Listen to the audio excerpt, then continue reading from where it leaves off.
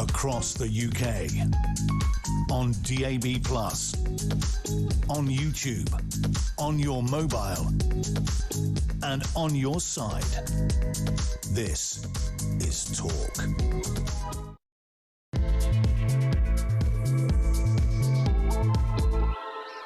A very, very good morning to you. This is indeed Talk, the home of common sense, with me, Julia Hartley-Brewer. Thank you very much indeed for joining us. Whether you're listening on DAB+ radio or your smart speaker, watching on YouTube or your connected device, you're very welcome here indeed. As always, plenty to talk about whenever there isn't. Plenty to talk about. Come on, tell me a day when there isn't. But obviously, we're going to be talking more about that whole Mandelson vetting security story. Of course we are.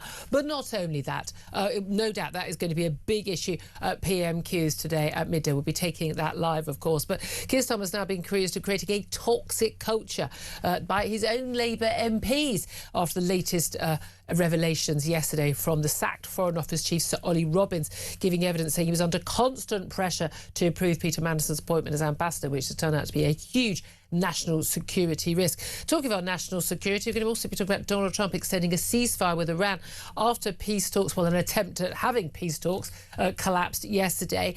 Crucially, the Vice President J.D. Vance has not travelled to Iran, but also we've got a whole load of impact here already. We've already seen inflation going up in March. The latest figures came out at 7 o'clock this morning to 3.3%. I mean, a lot of people might have feared it could have been an awful lot worse. But, I mean, hey, you know, be thankful for small mercies, folks. But we are seeing that first sort of proper, serious impact in the official stats of that war, because we're already feeling it at the pumps already. But if the efforts carry on, we are going to be seeing a bigger impact. We've already seen Lufthansa, the very first airline, to cancel some summer flights. Interestingly, the world's biggest condom maker, bet you can't guess who they are, is warning of price rises because of the Iranian war, because, of course, petroleum rather useful for rubber. There we are. Stop giggling at the back, please. Now, that all ties in, actually, with the question I want to ask you today. As you know, usual rules. I get to say what I want to say, and you get to say what you want to say. So if you want to call in with your thoughts on what's going on with Keir Starmer under pressure over what Ollie Robbins had to say, we talked about that a lot on the show yesterday. If you want to be talking about that or the ceasefire in Iran, whatever you want to talk about, do get in touch. But in particular, the question I'm putting you today is this new poll of a Gen Z, sort of late teens, early to mid-20s bunch. You know, the layabouts. Hello, if you're from that age group, which, of course, includes some of the guys on my team. Hello to you too. But half of young people say they would never, under any circumstances, fight for Britain. I mean, go to war for Britain, according to this new poll. So I want to know from you, would you fight for this country? And do you have any sympathy or no sympathy for young people who think their country isn't worth fighting for? And according to this poll, basically say, well, you know what? I've got a bad deal. I can't afford to buy a home. I've not got prospects. You know, the world's falling apart. You've made a mess of everything. I've got a huge load of student debt if I've gone to uni. You know, what's in it for me? What have I got back from this country that I should have to be willing to die for it? That's kind of their argument. Though I'm not quite sure that argument would have worked in the Second World War, indeed the First World War, or any other war we've called our young men up to. Again, you know, applies for women as well. I imagine we're in a point when women would be called up as well. Maybe not to fight on the front line, but certainly to serve their country. I'd love to hear from you. Give us a call, 0344 499 1000. Get in touch on text by 87222. You can message us on X at Talk TV. Calls are charged the national rate. Text costs £1, standard network rate message. I mean, you might feel it's not worth the cost, because if your country's not worth fighting for, is a phone call worth paying for? But it is, because I want to hear from you. Do get in touch. I'd love to hear your thoughts on that. Whether you're old or young, what do you think of that poll? Delighted to say joining me today, and perfect for that actual topic, is Claire Pearsall, former Conservative Government Advisor, and from a military family. Your son's in the cadets. This is something you feel very strongly about. Just answering that question, first of all, would you fight for your country? Do you think your son would? What's your feeling on this? Yeah, I would. I don't think they'd call me up because I'm in the category of being far too old. I think we're old. So I'm not sure they would call me up. So we can talk a good game, can't we? But, you know. Absolutely, unless they suddenly find a role for us. But my son also would, because he's been brought up with me and my dad and my granddad talking about military life and what it does and why it's important. So I think why is it important? would. What would you say? You've got a young person in front of you saying, I'm not bloody going to war, I'm not putting on a uniform, picking up a gun, I'm not going to kill and I'm not going to die for this country. What's it ever done for me? What would you say to them? Because you want your country to still be there. If you are being attacked by foreign forces, you want your country to be safe. You may not be getting anything out of it at the moment, and I do buy that argument. Look, life is hard. Neither did those 18-year-olds fighting in the Second World War. Absolutely. But what they wanted was their country to be better. So you're fighting for a future for yourself, for your children and for your grandchildren. And at 18, I appreciate that's a difficult one to swallow, but it's bigger than you. Yeah, that is the thing, and what you're expecting from your country is only there because other people have fought for it. Precisely. But also, I suppose, crucially, it depends what you're fighting for. Because people say, I don't want to fight in a foreign war, or someone else's war. They could say, I don't want to get drawn into another Middle Eastern war. I don't want to be fighting. But people felt very strongly, most people in this country, about the Falklands and about that these people were British. Yeah. They had nothing to discuss, and they should be defended as we would want to be defended if it was us as well.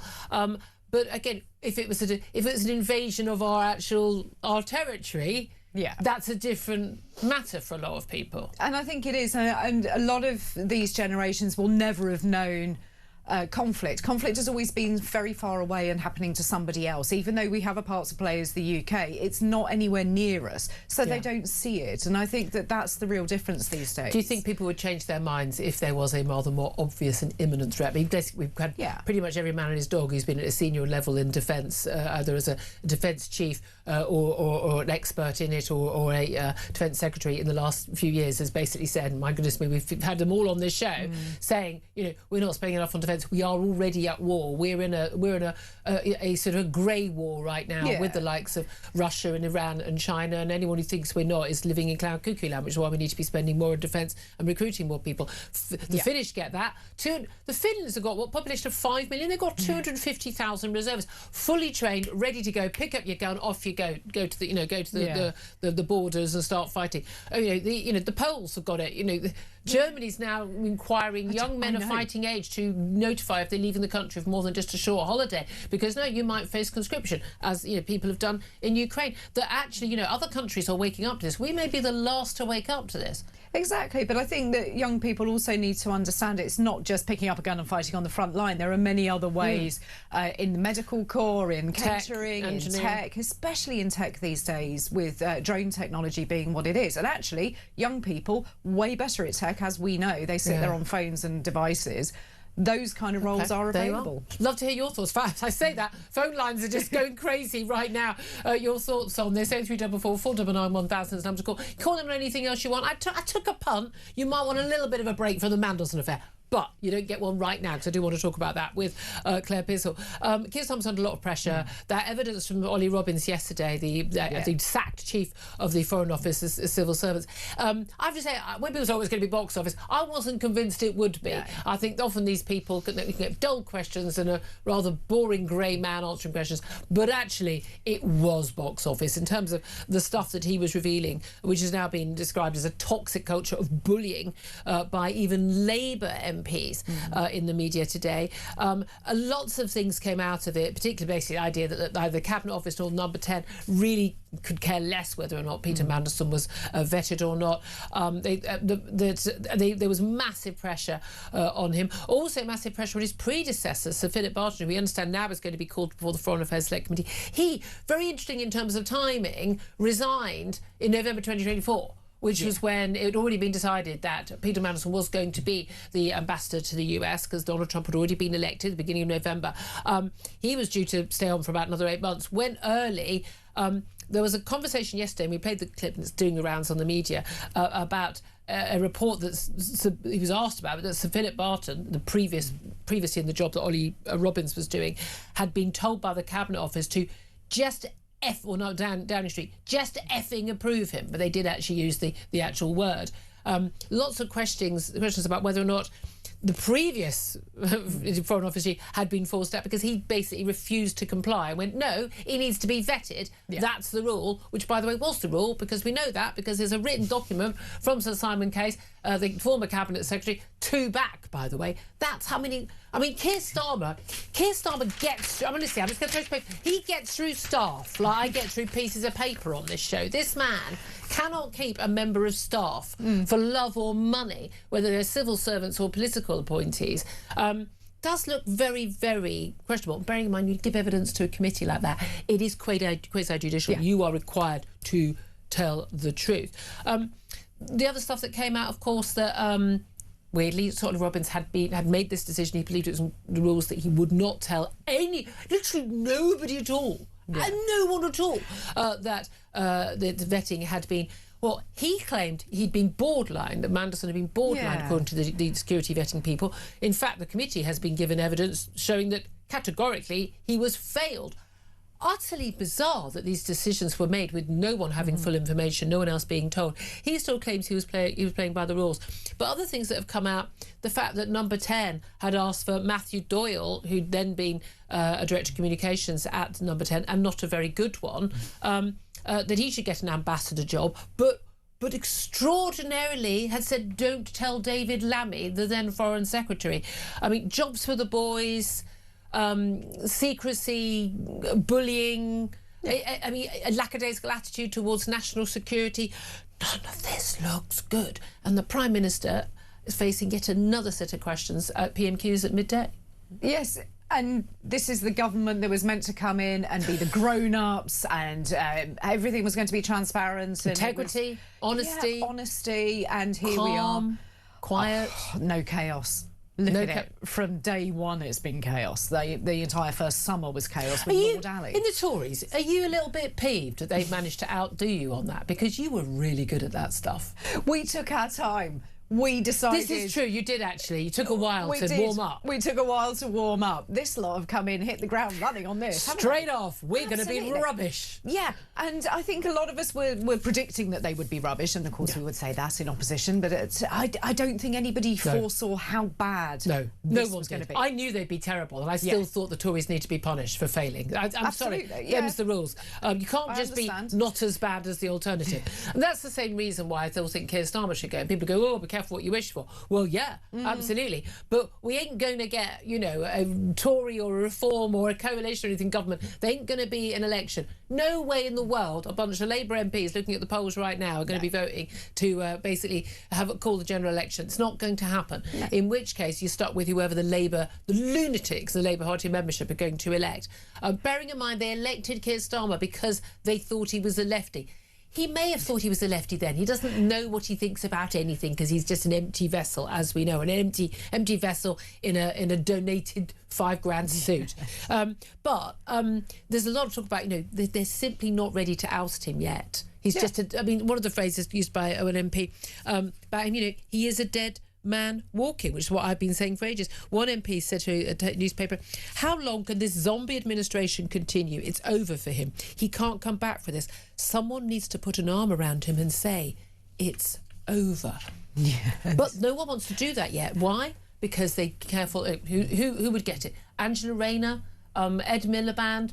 I mean, Wes Streeting might be the sanest-ish option, but realistically, he's not going to get it with the Labour membership. Andy Burnham's not an MP. No. By the way, he tried twice before and failed to win the leadership. He was flip-flop Andy then. I mean, you know, he's been a very impressive mayor of Manchester. Has he got the ability to be the Prime Minister? Is a different question. And certainly Ed Miliband, he had his attempt in 2015. He managed to deliver a majority result for the Tories because he was such a bad option. God knows what we're going to get. The problem is they're not organised. It is a very complicated process to get rid of a Labour leader. It's much more complicated than the Tories. We decide we don't like somebody, we ditch them, we move on to the new one. They can't do that. You have to get the National Executive Committee involved. You know, it's a whole process. Yeah. But the party is now so big and so divided on many different factions that they cannot coalesce around one particular person. The people who want to do something sane to actually move this country forward and the majority. That's it. Well, I think it's worse than that. I think there is another bunch in there as well who think that somebody new and shiny should do it, and they're going to push forward a candidate that we wouldn't have heard of. You've got those newbies who are so emboldened by everything that's gone on. There's a defence minister, everyone... There is Al Khan, who is incredibly good. There's not a chance, because he appears to be sane. Exactly. No, I'm sorry, that's, you know... I would worry These more are the people who sane. voted for Jeremy Corbyn. Yes, quite. Which bit don't you understand? Yeah. These are the people who, when polled, say they think that Ed Miliband is by far the best option to be the next Prime Minister of this country. These people are insane. I mean, do you know what? If I put myself up, they might actually vote for me. Then I'm going to run through it. I mean, genuinely, the thing is, genuinely, we've got another minimum 3 years of this, right? We really do need. We need maximum. We need to have someone vaguely competent in the job, and I'm not entirely convinced that any of the people who are likely to win that are very competent. That said, is that an argument for keeping Keir Starmer, who is clearly an utter charlatan? No, it isn't. No, well, there you are then. That's the thing we're into, isn't it? That is. Right, let's talk about Donald Trump. On to good leaders. Look, he's extended this ceasefire with Iran. With no final date. It was due to expire within hours when he sent a message. His Vice President, J.D. Vance, was due to make the 17-hour trip to Islamabad for these talks with the Iranians. Iranians basically said they wouldn't come. A lot of talk that they were going that J.D. Vance was going to go anyway. This would be a very bad look. I mean, lots of people were saying it'd be a good look. He's there waiting to negotiate and they don't turn up. Well, that makes the Iranians look bad. No, it makes the Americans look weak. You're the Vice President of the most powerful country in the world. You don't sit and wait for a delegation to bother to turn up. That's not happening. But he also had a load of helpful messages on his Truth Social post saying Trump threatens to throw up the rest of Iran and its leaders with another ultimatum on the Strait of Hormuz. Now, under the terms of the last ceasefire deal, well, the current one that's being extended, the Iranians were supposed to open the Strait of Hormuz, but it was kind of briefly, on a technicality, opened and then closed again. And at that point, the blockade by the Americans on the blockade started. They've now shot at 2 boats, seized two cargo vessels that kind of tested the waters, literally, and found it didn't work out for them. But the Iranians are saying they won't reopen until you stop your blockade, but the blockade is there because they haven't reopened. Who's gonna give in first and blink first?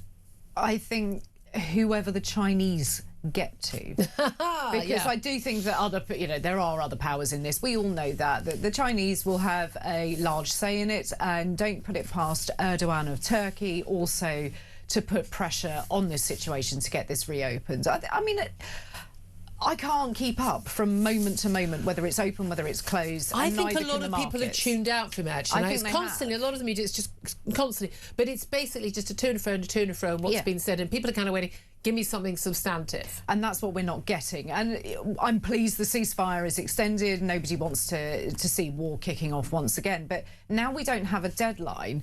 I do wonder how much attention is going to be paid to these negotiations, or is President Trump now going to be concentrating on something else? I'm just wanting this to quietly go away. Absolutely. I mean, we're now over that, well, right near the end of that 4 to 6 week deadline given for the war, isn't it? His attention span.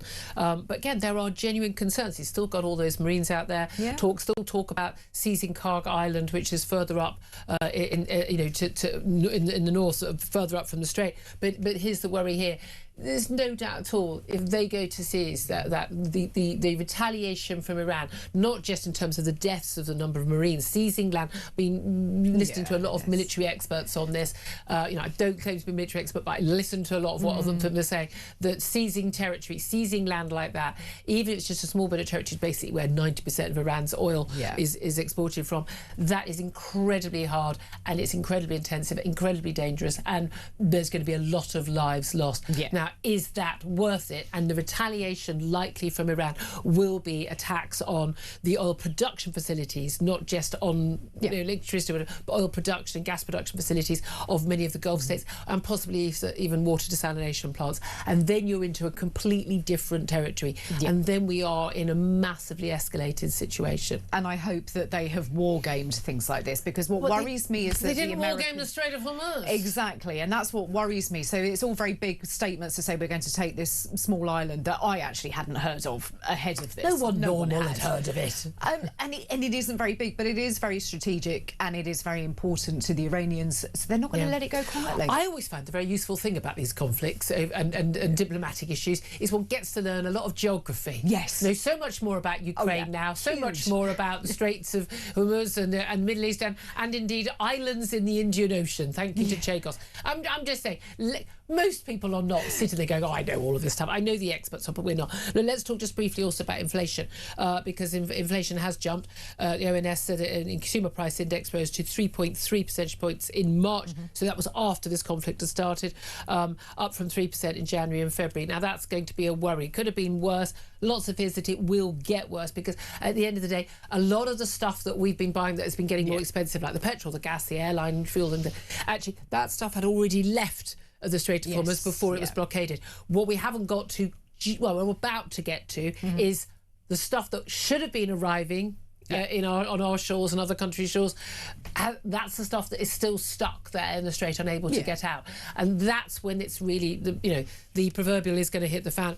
While you're seeing airlines, first of many, I guess, Lufthansa said that 20,000 short-haul flights are going to be cut from its schedule this summer to save on the massive cost of jet fuel, partly because actually a lot of these are just very small flights that are barely profitable, if profitable at all. But those won't be the first flights going, will they? No, they won't. And this is what people tend to forget, that you're working with a delay on these figures. Nobody's surprised. I think 3.3% was always on the cards. Most economists had said this is what we expect. They're usually wrong about everything. Some that you've had on this show in particular that I listen to, and their podcasts, the good ones, the ones we have on, and they were predicting this, and it's understandable, but I dread to think what people's mortgages and rent payments are going to be in 6 months' time, because this is where it's going to hit and your heating bills when they come as well. Just finally, and related to that, the world's biggest producer of condoms, Carex, who make Durex, of course, is preparing to raise prices by almost a third because costs have been soaring. They also make Trojan as well. There you are then. I'm a married woman. It's a long time since. The disruption caused by the Strait of Hormuz closure has already led to planned price increases of between 20 and 30%. And of course, they're made of latex, which is a form of rubber produced using petrochemicals from the Middle East supply chains. Because, of course, what the ecos don't seem to get is, virtually everything we use now has some link somewhere back to petrochemicals or to oil or fuel, or gas. I mean, that's the reality. That's what I thought about Just Stop Oil for those people when they were trying to, ban us all from using anything. It's like, all right, good luck with that. Is this going to be the population boom that you never know. We may see a population boom, people not willing to spend that money. Let me tell you, if you're not willing to spend that money on your condoms, can I just say, kids, babies are so much more expensive. Trust me, it's a small price to pay. 10:25 is almost the time. We're going to take a quick break. Love to hear from you. Lots of calls coming in about whether or not you would be willing to fight for Britain. And do you have any sympathy for the young people, half of whom in this country you say under no circumstances would they ever fight for this country? Give us a call. 0344 499 1000 is the number to call. This is Talk.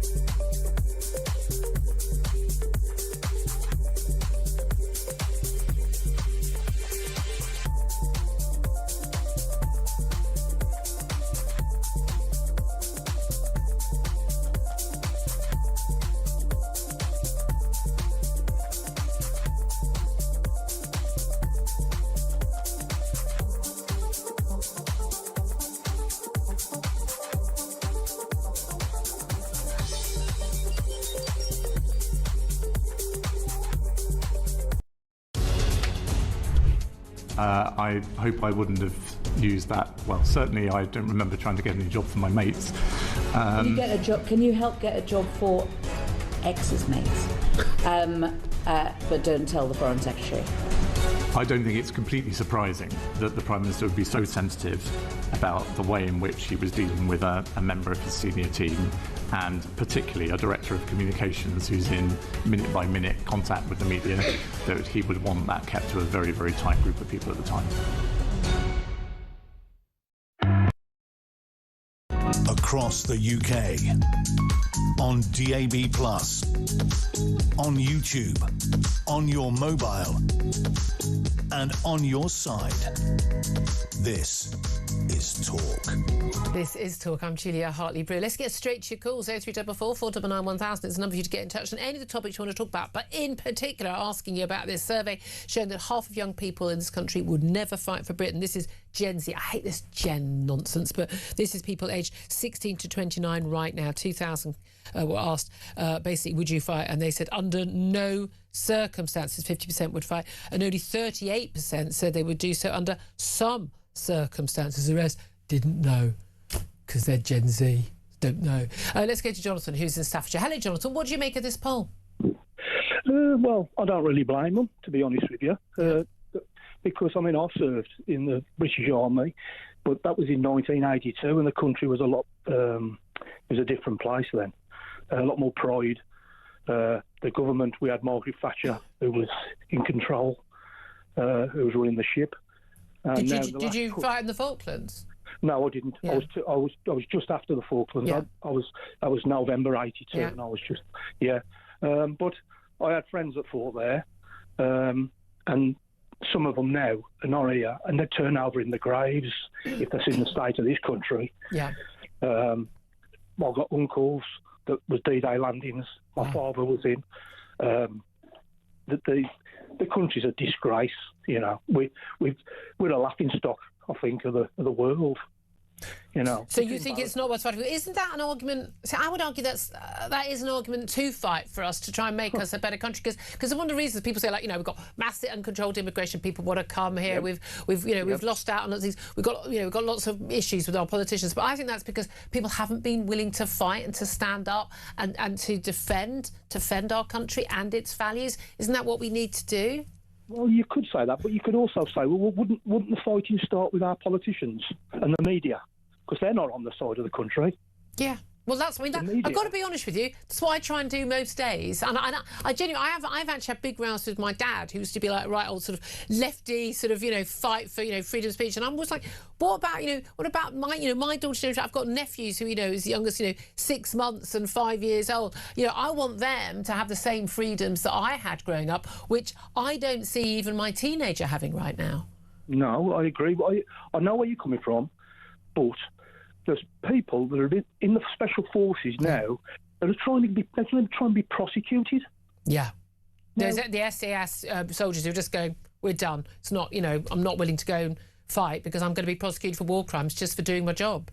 Who's fighting for them? Jonathan, all very fair points, and you did your bit for your country, and now you understand it. Jonathan, I appreciate a fantastic call. Thank you. Let's go to David, who's in North Wales. Hi, David. What do you want to say? Hi. I feel my opening statement should be, I would fight to the death, but my mate who I go to Ukraine with, he wouldn't fight for Britain, but he would fight for Ukraine. And the reason why I'd fight to the death is because when we've been over there, we've seen we've seen videos of some atrocities, and we've heard the women tell about how they were abused. We've seen the schools shot up when there was no soldiers anywhere near them. So if somebody invades, they're not invading because they want to treat you nicely and they want to govern the country. They're going to...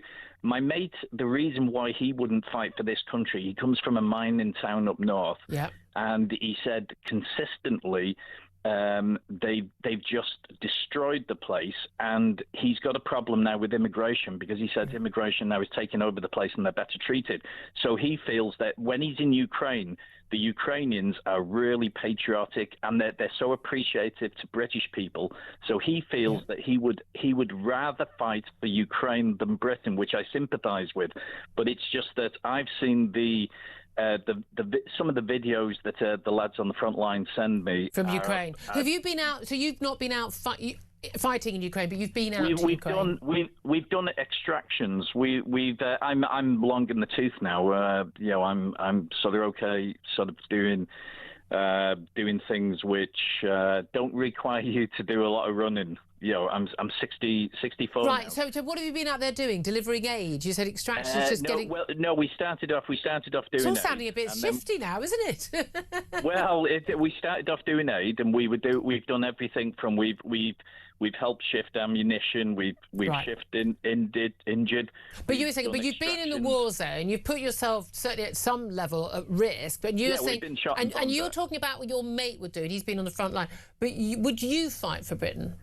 Yeah, I would, but then again, like your last caller, I was sort of raised in an army family, and I was in the army for a while, and I just think having seen what I've seen, you see, my mate would just go, he'd just leave and he'd go to Ukraine and he'd fight for the Ukrainians. Here's the thing: something. Would it be the case? Look, one of the reasons why the Ukrainians are going to be, incredibly patriotic is because they've been invaded by a foreign force. Do you think, in the circumstance in which we were invaded, and it's not a war that's over there in the Middle East or over there on the other side of Europe or over wherever on the other side of the Atlantic, but a war that involved us, as in defending either ourselves, our actual nation state, or our closest allies? If you're looking at France being invaded again and us being next on the list, do you think that people might change their tune then? No, because what it is, the strength of Ukraine is it's homogenous. It's the people all come from the same background, the same religion. Basically, okay, there's other religions and things like that, but there's some Russian speakers. They fight as one people. They call each other. They feel as one nation. That, I think you're right. See, again, that's another thing. Finland as well, the Nordic countries, and the Baltic states as well. That's a very interesting point, David. Really interesting call. Thank you so much. I'd love to hear your thoughts as well. 03444991000. Love to hear from you if you're a young person, whether you would or you would not fight for this country, what the circumstances would be. Do get in touch. This is Talk.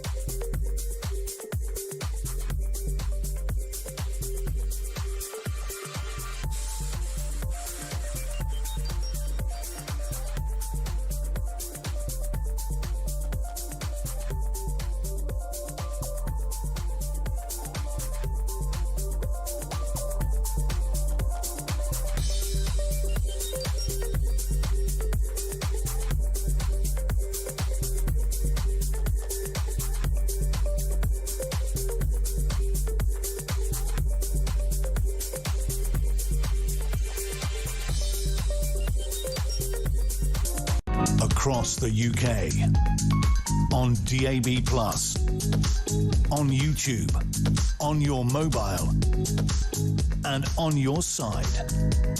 This is Talk. Good morning, welcome back to the show. This is Talk, the Home of Common Sense. 10:35 is the time. Coming up, we're going to be talking to security and intelligence expert Professor Anthony Gleeson about what's going on with the Iran conflict. Later in the show, we're going to be talking to now independent MP, he lost the whip, was Labour MP Carl Turner, who's been very critical of the Prime Minister on many an issue, not just including jury trials and the like, wondering what he makes of how the Prime Minister has been doing in his statement to the House after that Ollie Robbins evidence to the Foreign Affairs Select Committee yesterday and the debate in Parliament yesterday, how he's going to cope at PMQs today. Well, we'll get his verdict a little bit later in the show. First up, though, we're joined by Baroness Kate Hoey. She's an independent peer and a former MP, of course, for Labour, and joins us right now. Good morning to you, Kate. Good morning, Julia. Thanks for joining us. I must just put the question to you, actually, our question to our audience today. This poll showing that half of young people would never take up arms under any circumstances for this country, and only 38% said they would do it under some circumstances. Basically feel like, what has the country ever done for me? What do you make of that poll? I think that's really, really sad, and it just shows how far we've kind of come. I mean, the idea that when I was 20 years ago when I was younger, or when a long time ago, you would have got. It's longer than that for me, Kate. Well, no, it's a lot longer for me too, Julia. I'm being discreet. No, but the reality is that poll wouldn't have been like that. Even. What do you think's changed?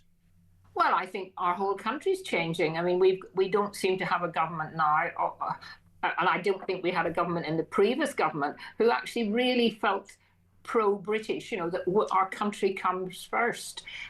There really is a feeling now that everything else matters more, everything that's happening abroad, all the terrible things that are happening. Yes, of course, we want to be interested and involved in that, but ultimately, our own country should come first, and the needs of our own people should come first. And I think we've seen so much money being spent on ridiculous projects abroad. We've just seen our whole country changing because we've brought in so many people who don't have the kind of traditional values. And, I know people say, oh, what do you mean by traditional values? But I think we all sort of know what we mean by traditional values. But it's about our culture, isn't it? You said it's about, us people here matter most, but also our culture. The reason why millions of people want to come from other countries to come here is because of our culture, which has made us, until very recently, one of the greatest success stories the world's ever known, but isn't anymore, because we're diluting our culture. And we've got a political and media class telling us that our culture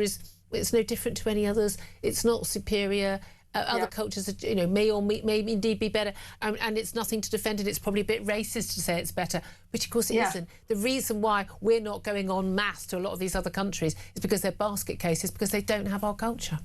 Yes, and people come here, in theory, they come here because they want to be part of this, wonderful country. But then they don't actually want to integrate. So many of them, they want to keep their own culture and their own laws. Even, I mean, the idea that we allow Sharia law to sort of overrule us almost is nonsense. Yeah, absolutely. Couldn't agree with you more. Right, well, let's get some other the big issues. We took lots of criticism actually from our callers already, and from you, of our political elite. No less so this last couple of weeks over what's been going on with the Peter Mandelson vetting affair. Extraordinary revelation last Thursday now, The Guardian, that basically that Peter Mandelson got the job as our most senior diplomat, access to the extraordinary array of diplomatic, security and defence secrets and confidential information that was really very, very important, despite failing his security vetting. We had the evidence from Sir Ollie Robbins, who's the Foreign Office Chief, who's been sacked on his birthday, on Monday, it turns out, for basically not telling the Prime Minister and his aides that he had failed his security vetting. He gave his defence yesterday, which is basically, I was following rules. It was absolutely obvious that he was going to be appointed no matter what. He was already basically in the job, and they didn't care whether he had security vetting. They were putting pressure on me. It also came out, it would appear, there was a lot of pressure on his predecessor, Philip Barton, as well. And basically, it was going to happen no matter what, so he just quietly kind of went ahead whilst following the rules and agreed that he could take the role. What do you make of his evidence, and how much damage has this done to the Prime Minister? Well, I mean, I watched most of the interview yesterday with Ollie Robbins at the Select Committee, and I mean, he did do a very careful enunciation of how he had felt under pressure, particularly from Downing Street, and that it was a foregone conclusion before he even had come in.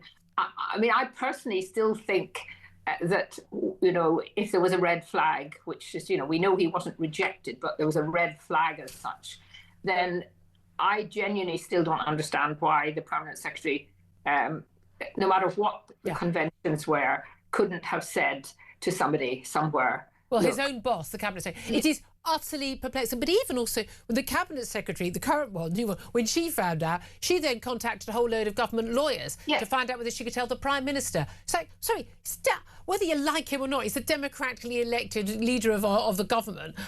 He is automatically security cleared on that basis. He should have been the first person to know. I mean, I think that is the point. That people, I don't understand why. I don't care what conventions, the Prime Minister should have been told. And that's why, there's still at the back of my mind, I'm not saying that he lied as such, but it's very easy to sort of find a way of saying that you didn't know when actually you may well have known. He didn't, but this is the issue.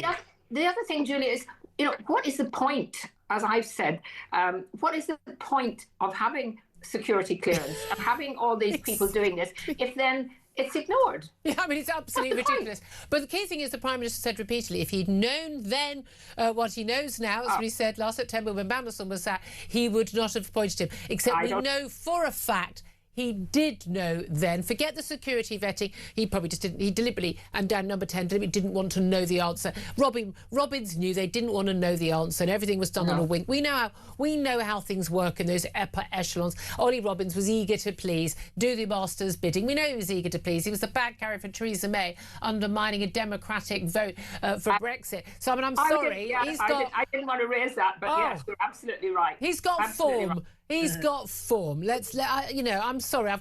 We can all feel sympathetic for him being sacked on his birthday, being out of his job that he loved. But at the end of the day, there's no love lost for me. The thing is, I want him and Keir Starmer out of a job. Do you think Keir Starmer survives this? There was another debate in Parliament led by Kemi Badenoch yesterday.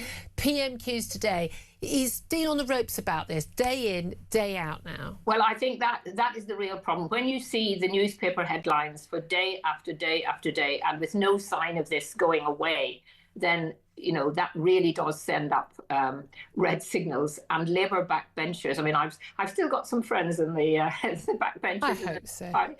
A few, and those I've spoken to, they're kind of shell-shocked by it all. They don't quite know what to do next. They haven't shown any real support for the Prime Minister. We saw that, with the numbers who turned out, the silence, the kind of steeliness almost of their faces. It was just one of those moments that particularly when that bit came where they all laughed, and I expect there were a lot of the Labour ones wanted to laugh, but they couldn't. So I do think he's on his last. Is he a dead man walking, as one MP Well, said? I mean, that's one way of putting it. I just don't see how he can get back to having anyone feeling real confidence him as a leader. Now, it shouldn't, no matter what your party politics are, we should feel kind of that our Prime Minister sort of represents us in a wider sense. Yeah. And I don't think anyone feels that. And if Labour MPs who see their seats being threatened now don't feel that, the real danger, the real problem, of course, as we all know, is no one can actually decide who's going to replace him. This is the issue, isn't it? Because he's facing, the local elections in just 2 weeks' time now. Electoral annihilation for the seats that are available, like Welsh elections, Scottish elections, lots of polls, latest polls about London and how badly the party could do that. And a lot of people just, let's not rock the boat right now. It's going to be bad enough as it is. But there's no doubt at all, everyone's going to pile in and blame him come the results on the 8th and the 9th. But, we've got the King's speech on the 13th after that. Everyone's back in Parliament. That's when the rumblings are going to really begin. If you had to put money on it right now, who do you think will win the leadership? Well, you see, I think maybe because there's so much uncertainty that there might be some quiet people who haven't quite put themselves forward or look like they're scheming, but are. And so, we could be thinking of John Healey still is someone who's there. That's Hilary Benn. No one's talked about Hilary Benn. I've had a lot of experience. I mean, I wouldn't particularly want that. In fact, I can't find my personal view, and I know maybe he's changed since I knew him well. Of course, I knew Andy Burnham very well, and I liked Andy, but I think he has. He hasn't even got a seat. So at the moment, there's no chance for him. But I imagine he will be working closely with whoever might be pushing. And it doesn't look like the time is right for Angela Rayner either. So no, indeed. They are in a mess. They really are. But you're glad to be out of it. Kate Hoey, Baroness Kate Hoey, Independent Peer Reform and Labour MP, thank you very much, team, for joining us. Claire Pearson, I mean, this is the issue when it comes back down to it, isn't it, in terms of who else? I mean, she mentioned John Healey there, Defence Secretary. He'll be sort of safe pair of hands. But again, there'll be lots on the left that won't view him as an option. It's very interesting. We had Lord Glassman, Maurice Glassman, the head of Blue Labour. I mean, he talks a heck of a lot of sense. He's very honest, very straightforward. Always a pleasure to have him in the studio. And I asked him, who wanted to be the next Labour leader, and on air he was saying Shabana Mahmood. He really rates Shabana Mahmood, who's talking a good game, been in the news for some some choice language, some fruity language as well, over defending her immigration policies. Again, she talks the talk. I need to see some action before I would think she was trustworthy. Don't think remotely she's going to be elected leader, partly because, of course, she's not a straight white man, as we know Labour Party policy on leadership. But it's interesting, as he left the studio actually off air, he said to me he thought it was going to be Angela Rayner who would win it. It's interesting because I know I've spoken to other Labour MPs, some older standing ones and some newbies, and the view of Angela Rayner is that she is too damaged by the difficulties she had with HMRC. Not paying a tax that your own department had actually put into law. Which, if you are a Labour Party member, this is the kind of thing that really riles up your constituents, because they have to pay tax and they don't see why she didn't. I mean, that would be used by every other party just to absolutely screw them. I mean, it would be insane. Yeah. But you should never, ever, ever not expect Labour Party members to make an insane decision. Remember Jeremy Corbyn. Remember Michael Foot. I mean, exactly. No, but that's it. And it's always that person that you'd think won't happen. Yeah, well, indeed. I'd love to hear your thoughts on that. Keep your calls coming in on everything you want to talk about. 0344 499 1000 is the number to get in touch. Up next, we're going to talk about, well, we've been taking calls about people not being willing to fight for their country, about whether or not we are going to see more of a war in Iran. This is Talk.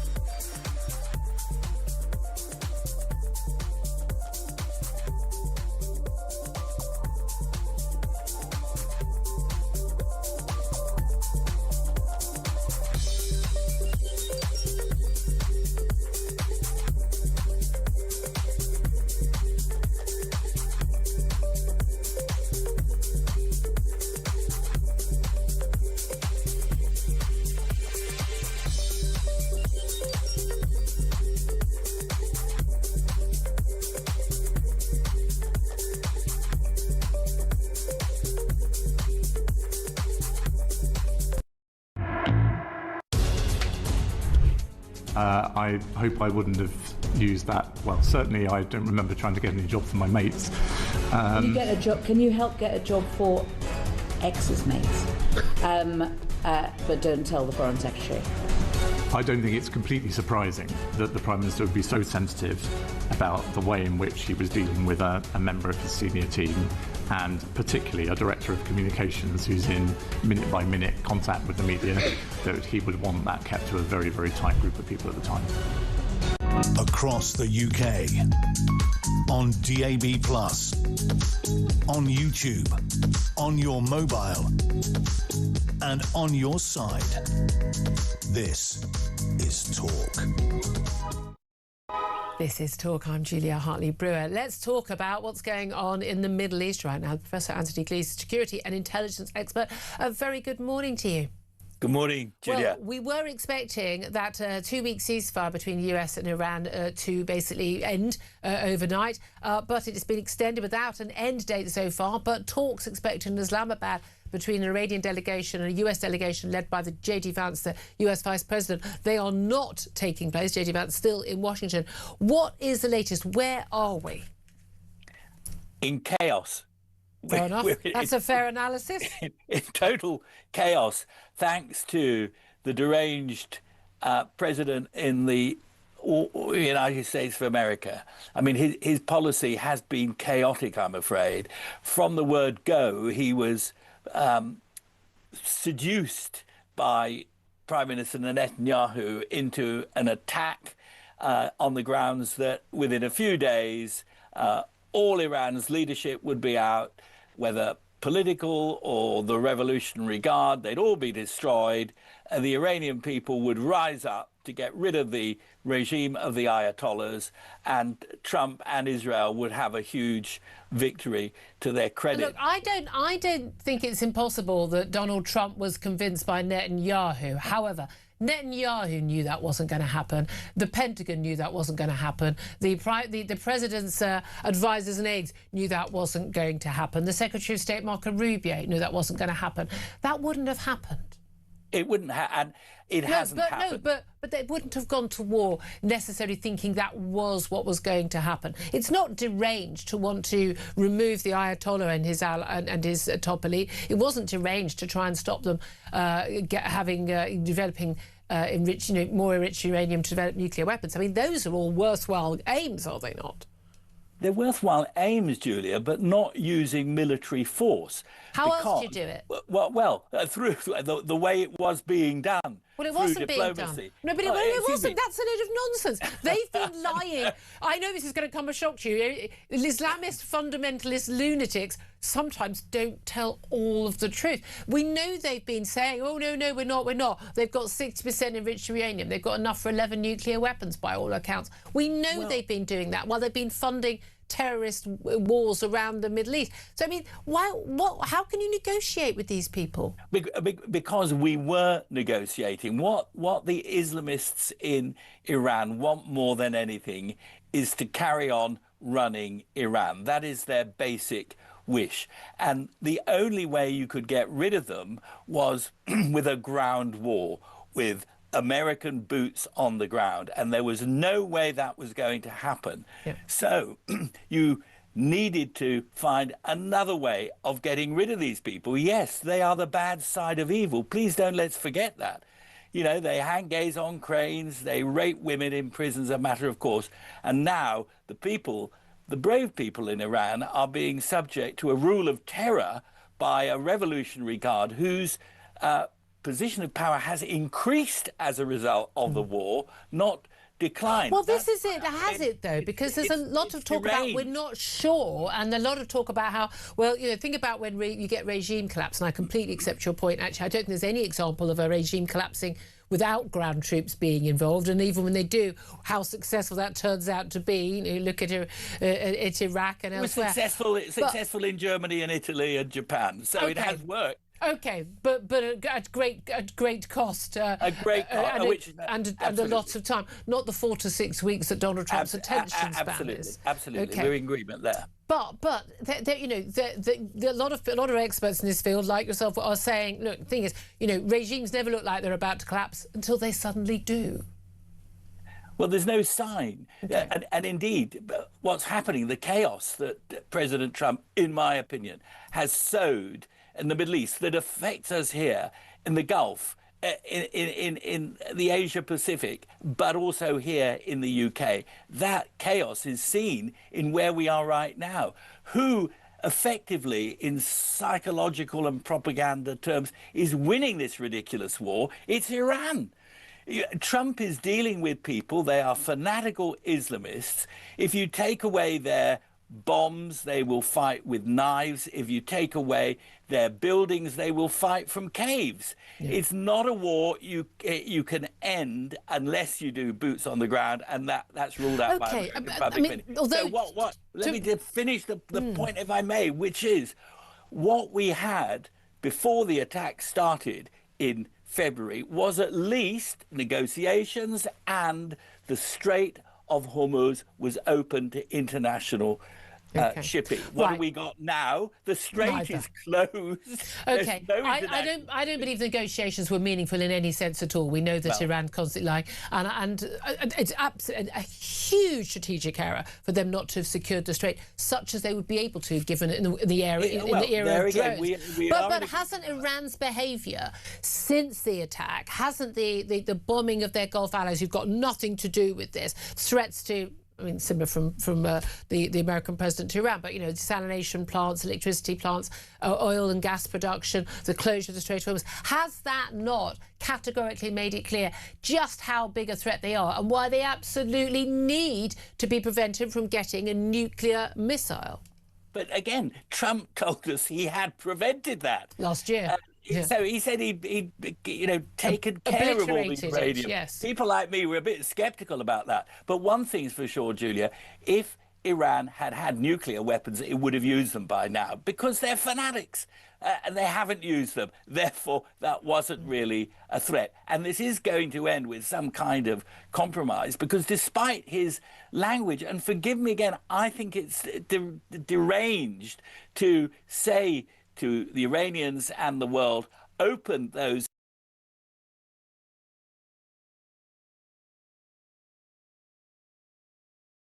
Oh, completely. I completely agree with you. And it's not that it's undiplomatic language. I don't mind him saying this stuff behind closed doors if that's part of the banging on the table, threats at the table. But yeah, but he's losing. He is losing. He's losing the PR battle. There's no doubt. He's losing, but he's also losing the war, because what we're seeing right now through the mists of chaos is that he wants to make a deal. He badly needs the deal, and the Iranians, they're canny. Those people, they're canny. Yeah. They understand that. They've got the whip hand. Now, if that's not bonkers, I don't know what is, I'm afraid. Just finally then, how do you think this is going to end in terms of a deal? Because if the deal is, OK, the Straits of Hormuz are open and you get to, you have to make a silly promise which you're not going to keep about not developing nuclear weapons for the next 5, 10, 20 years, whatever it is, we're kind of just basically back to where we were, aren't we? Well, we're worse. Now, the position is worse, and also our security here in the UK is much worse, with likely Iranian agents causing havoc, particularly amongst the Jewish community. We are seen as a soft touch. And if I may say so, that goes right back to the Sir Ollie Robbins business, because we look soft. And why do we look soft? Because if people remember, the Prime Minister before he blamed Ollie Robbins, he blamed the Mandelson fiasco on our, quote, security services. Yeah. At Hastings, he said they were to blame. Yeah. Actually, they got it right. Yeah. They weren't to blame. No, but Others were. The key thing is, Anthony, is we look soft because we are soft, because we don't take action, we don't have the defences, we don't talk the talk, and we can't walk the walk. Professor Anthony, it's great to get your perspective on this. Security and intelligence expert there, Anthony Glees. Claire Pistol, joining me in the studio. What do you make of his analysis? Look, this is all down to a deranged Donald Trump. You can't win. We're going to end up in worse position than we were before the war. I think he's got a fair point. And also it's really interesting when you look at the comms war, because America should be on top of their comms, and they're not really because not. The president's got in charge of his own phone and his own social media, so we get messages at all random times. Iran, and this has been a big issue for Israel. Israel lost the comms war with Hamas and their horrific lies. Yeah. But it does matter. Although, for Israel, it's like, at the end of the day, we're going to make sure our people are safe. This, I would say, has been a successful war for Israel. And I don't think for a moment Donald Trump has been dragged. I don't think that Israel, tiny little Israel, who completely reliant on America for military funding and supplies, has forced big America into a war. Absolute nonsense. There was a moment, an opportunity to take out the Ayatollahs. They were probably rather optimistic about what the options would be afterwards. And they've messed up over the Strait of Hormuz. But at the end of the day, we can't let Iran win. And no one in the Gulf of any political persuasion or religious view wants them to win. Love to hear your thoughts on that. Loads more to talk about. Lots of your calls to still get to about whether or not you would fight for your country. Half of young people in a poll have said they would not fight for Britain, never under any circumstances. Do you have any sympathy with that view? 0344 499 1000 is the number to call. Also get in touch about the Iran conflict and indeed how much pressure Keir Starmer is under over the Ollie Robbins and Mandelson vetting affair. We'll be taking PMQs live in an hour's time. This is Talk.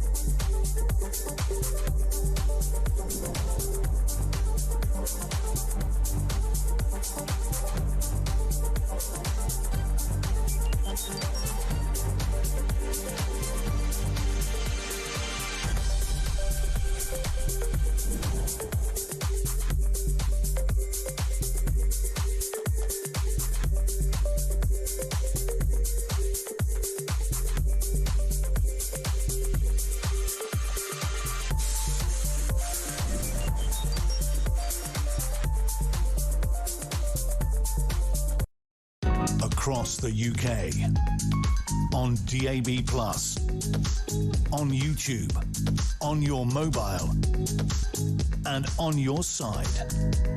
This is Talk.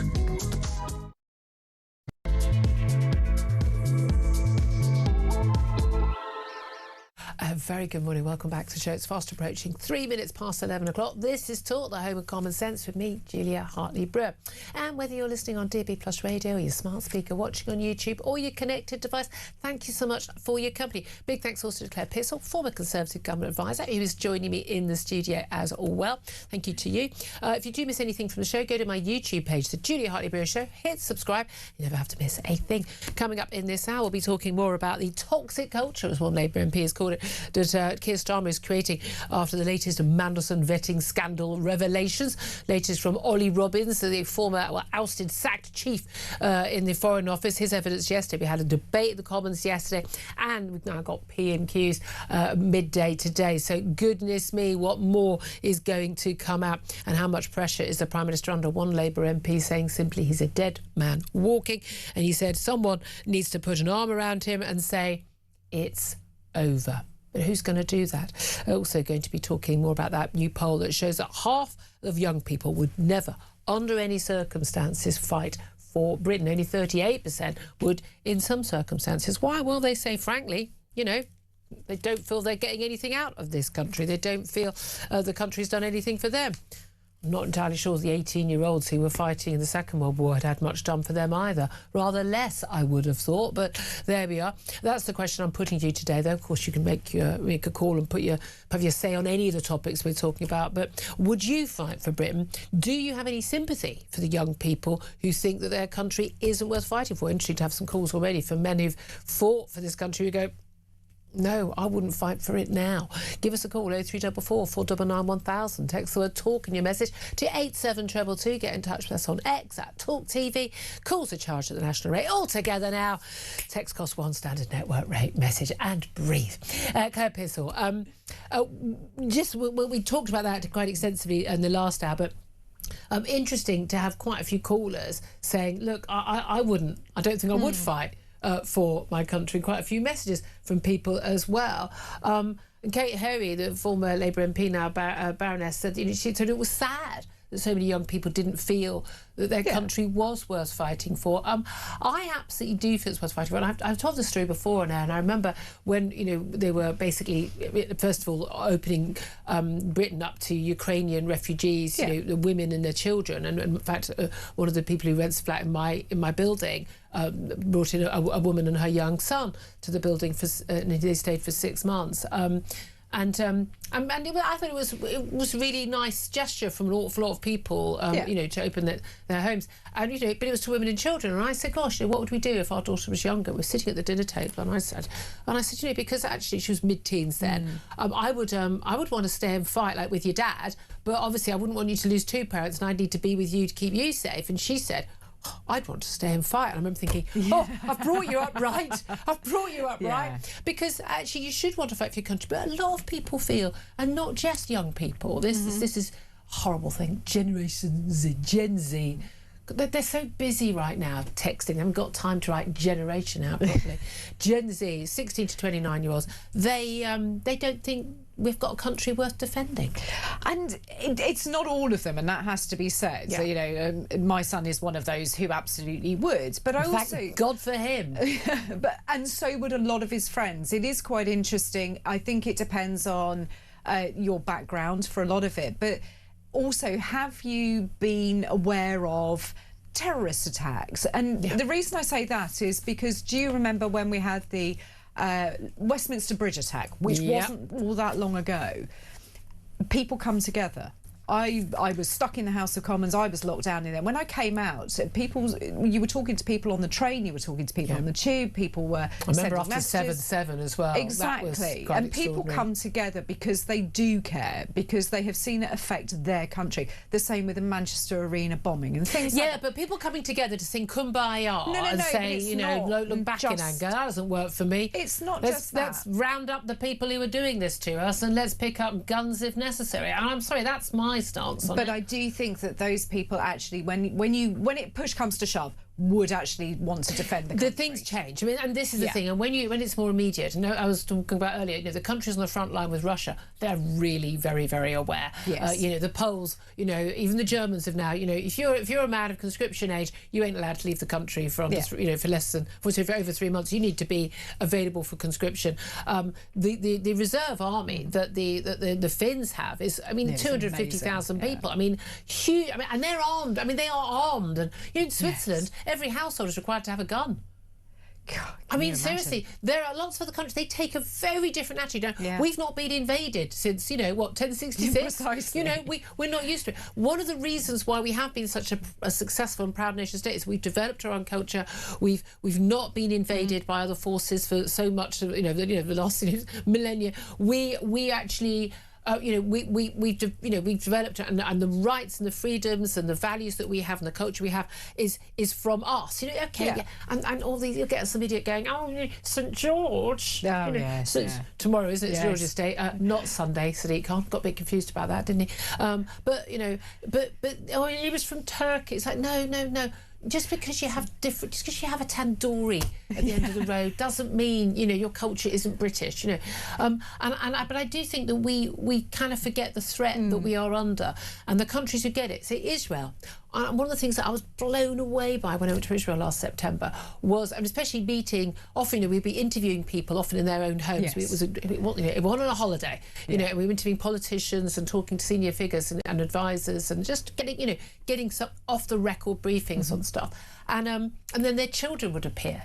They're teenagers, they're 20-year-old children who were all conscripted in the army and who were doing their national service, but were back for the weekend, or they were doing it nearby. They could pop in, and they were in their uniforms. And we met so many young soldiers, those who'd been with those who were who'd had their best friends raped and murdered before them or taken hostage. I mean, it was extraordinary.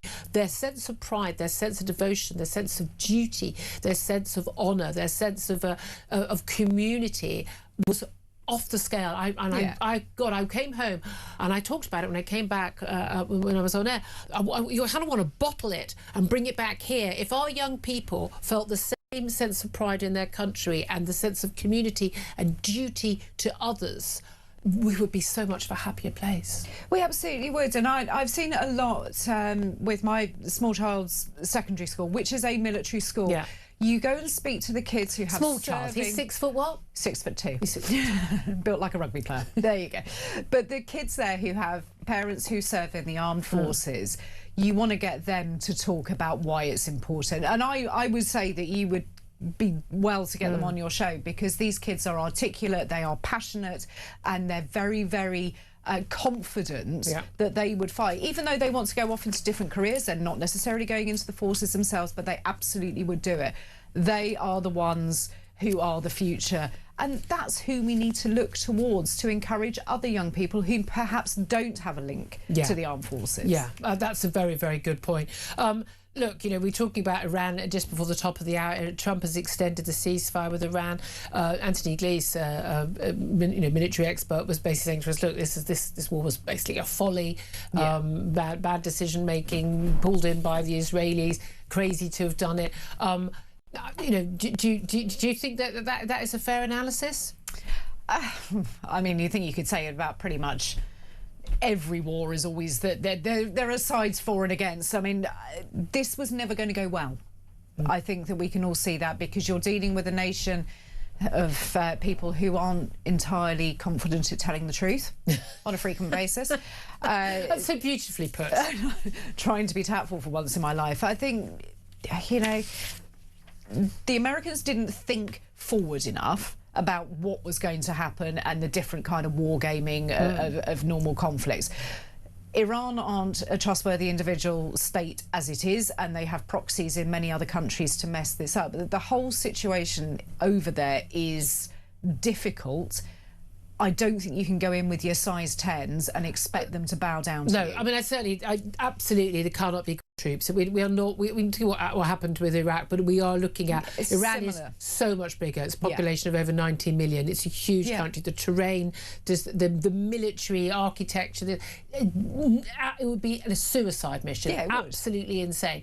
But again, I'm so frustrated that I'm frustrated at Biden and that administration. This idea that we can negotiate with these lunatics. You can't negotiate with lunatics who want you to die and will do and say anything for you to die. Which bit don't people get about that? They need to be stopped from having nuclear weapons and indeed ballistic weapons that can fire as far as Europe or Israel.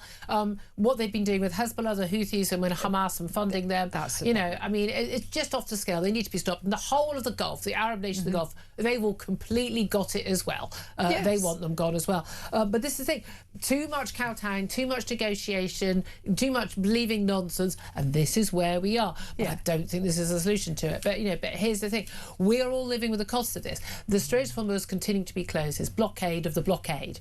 That is now, the impact of that is now absolutely hitting, because we're talking about 4 to 6 weeks for the tankers and the other ships carrying the goods that we need, whether it's the oil, the liquefied natural gas, the helium, the God knows what else, the stuff for the fertilizers, as we found out, the petroleum jelly used to make your Durex or your Trojan condoms. That company Carex has said there's going to be a massive price hike because of the issues with the shortages there. All of that stuff that we've been consuming and is being manufactured right now, that stuff had already left the Strait of Hormuz. It was just travelling out. But the price went up because everyone was going, there's going to be less of it.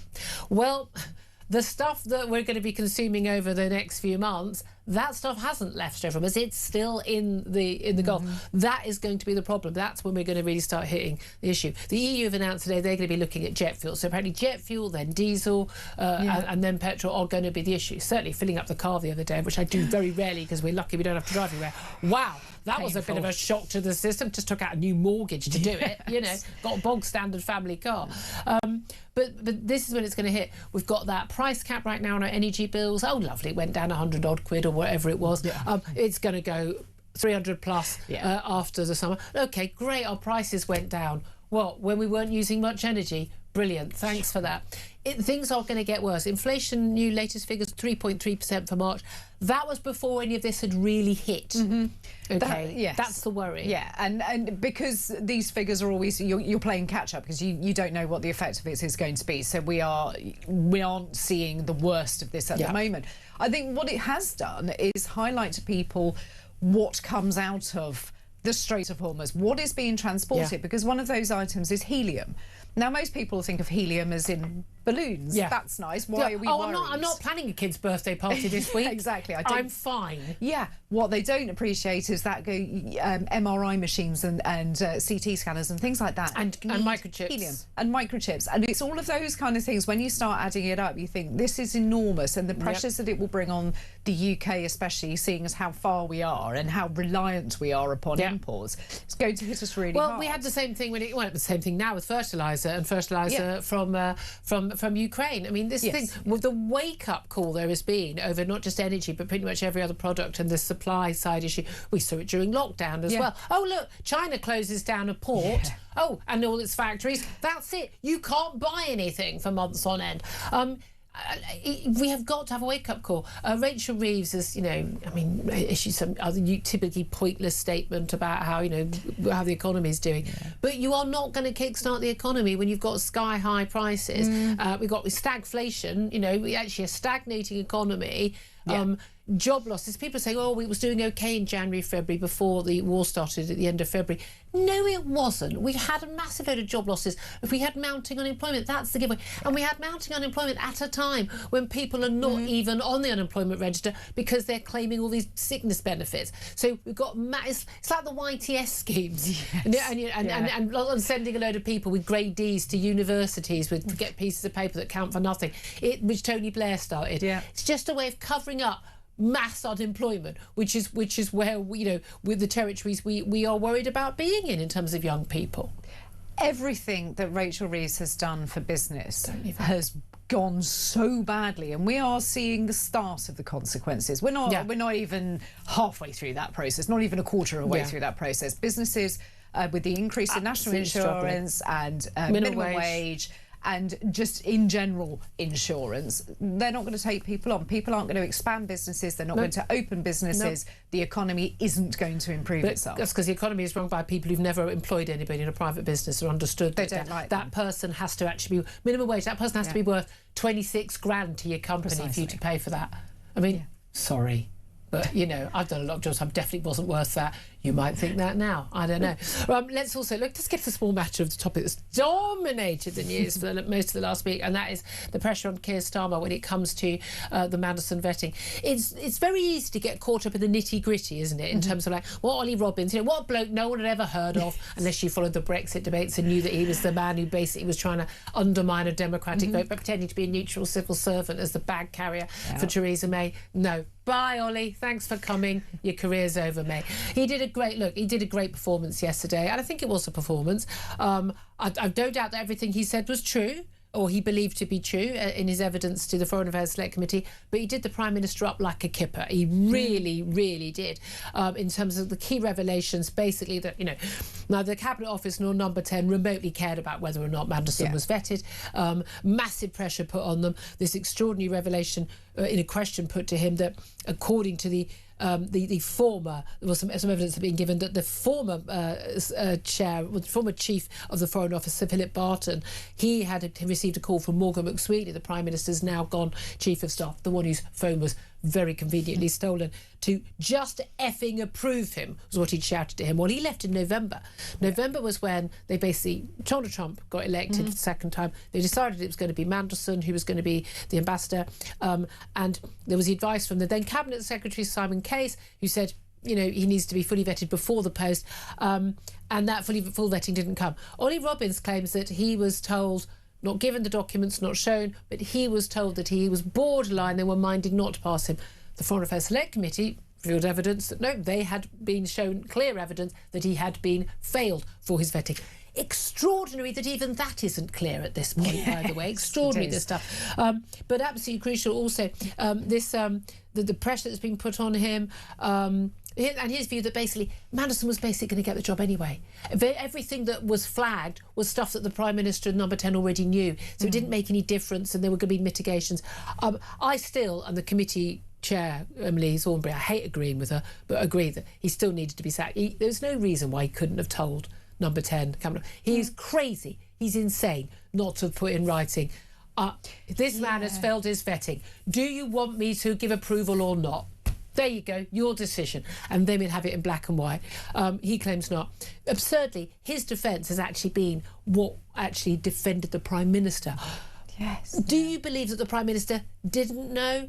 Or he just didn't, as Diane Abbott asked on Monday, he just didn't ask because he didn't want to know the answer to questions, or he didn't care. I think that is, and I hate to agree with Diane Abbott, and I don't on very many occasions, but I do on this one. I don't think he asked. He didn't really want to the answer. Because he already knew the answer. He did know the answer. He knew he was dodgy as hell. Sorry, nobody in their right mind would think that there was not going to be a problem with that appointment. Yeah. Absolutely no one. But it was interesting talking to Lord Glassman, the Labour peer, yesterday, and I was thinking, why? What is it? What does everyone think that so great about Mandelson? He's not a fan of mine, I can tell you that for sure. The feeling is very much mutual, Pete. But I mean, I've known him since, the 90s, you know. And anyone who's known him since the 90s knows what a slime ball he is. They really, really do.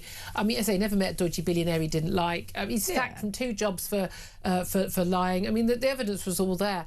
But he said, Lord Glassman said, look, he's basically the kingmaker. Nothing happens in the Labour Party without Mandelson say so. He's been a big player, and he was the mentor to virtually everybody working with Keir Starmer. I mean, basically, brought back in all his mates into Number 10, and then you get this job for the boys thing. That like, can Matthew Doyle, who was working as Director of Communications for the Prime Minister, his spokesman, can he get a job as an ambassador? Something Number 10 haven't denied. No. They said it didn't happen.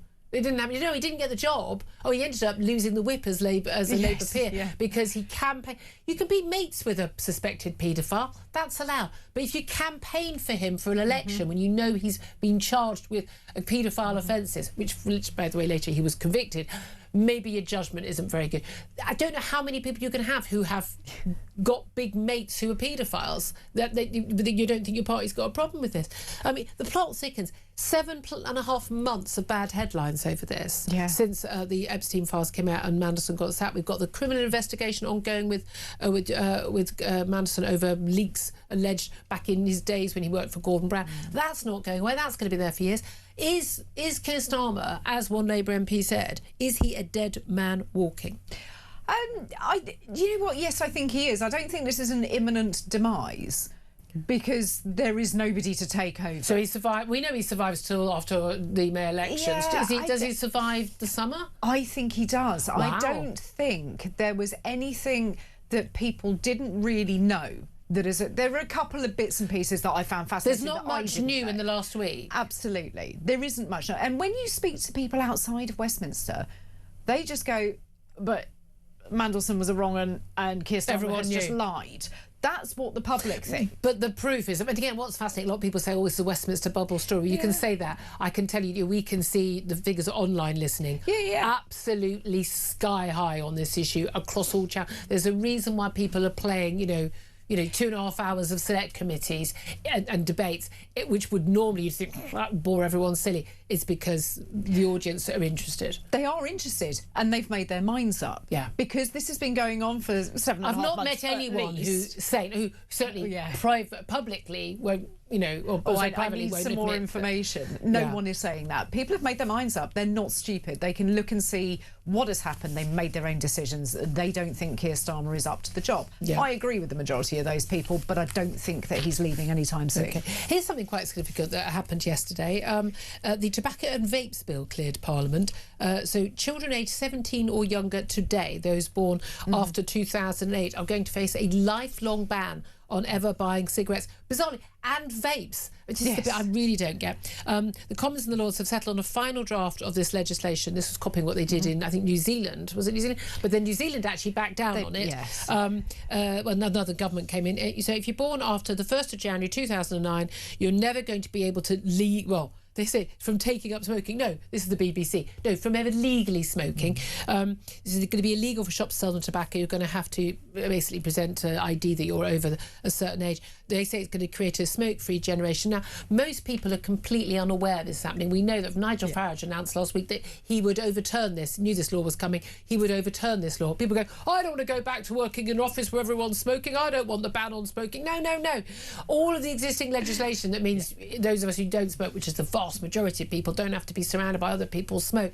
That's going to stay in place. What this means is, if you're well, it's not just being 18-year-olds. In 20 years' time, it will be somebody who's 38 who goes into a shop is going to have to show ID, whereas somebody who's 39 will be able to buy it, and someone born a day before you will be able to buy it, and you won't be able to buy cigarettes. I'm so opposed to smoking. I think these are cancer sticks. I don't know how they would ever have been legal to sell. You wouldn't allow them in the market now if they didn't exist. But this is going to be a disaster. This is just like, come on in to organised crime and smugglers and and counterfeiters. Have fun, make some money. And this is the point, it's the unintended consequences. I'm not a fan of banning stuff like this. I don't want young people to smoke. Yeah. But what I also don't want is their choice to be taken away from them. When they're adults. This isn't about stopping teenagers smoking, it's already illegal. So when they're an adult, so you could have a 60-year-old that can't smoke, should they wish to. And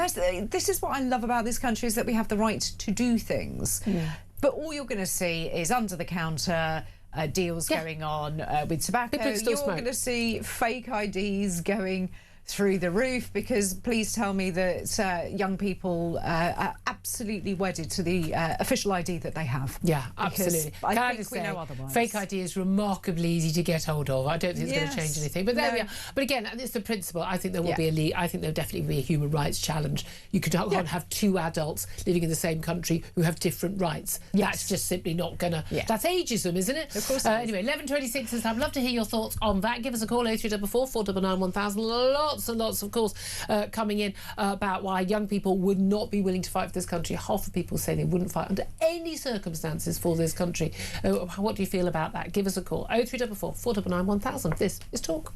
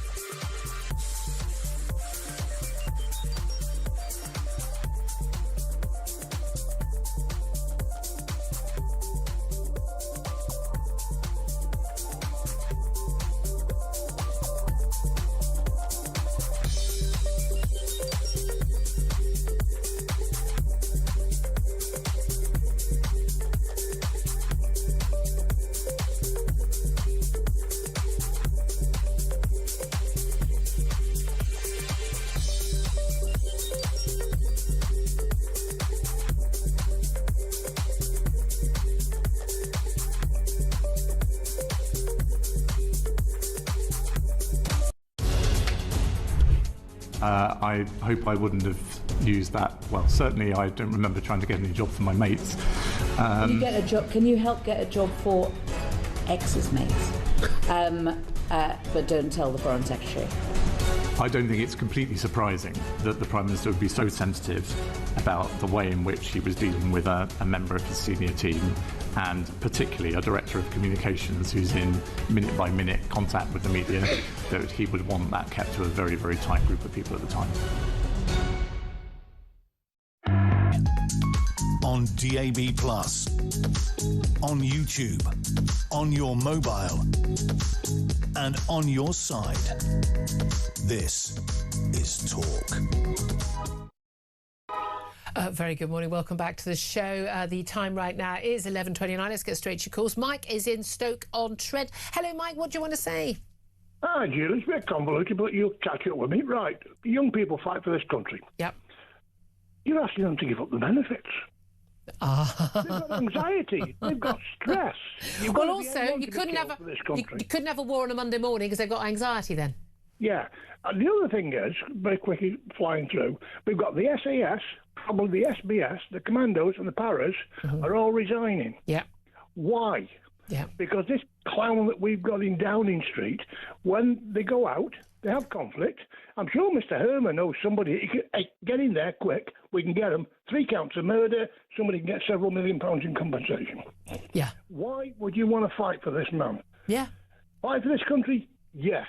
If you're not prepared to fight for your country, then I'm sorry, this country owes you nothing. Oh, I couldn't agree with you more. That's part of the deal. I mean, I feel the same way about people bothering to vote. It's like young people go, oh, what do the politicians ever do for me? Well, very little, because none of you bother to vote. They don't care what you think, and neither do I, because you don't bother to vote. But if you're not even prepared to vote, let alone pick up a weapon for your country, why do you think they feel that way? There is an element of that is the gimme, gimme, gimme generation, and I'm sorry, I blame the the parents for that. Because an awful lot of parents are basically like, oh, whatever you want. They don't expect their kids even to do basic chores, and they just give them everything they want, and they mollycollared them, and frankly done them massive disservice by doing so.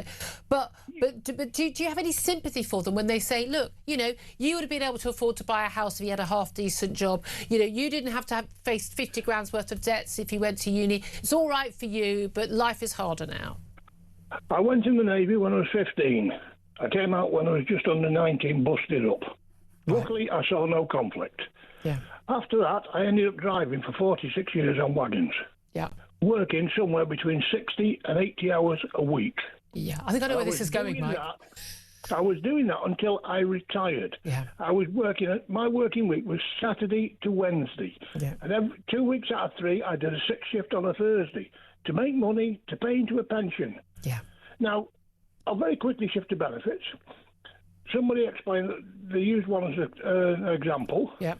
Single parent, 3 children, getting 32 grand a year. Yep.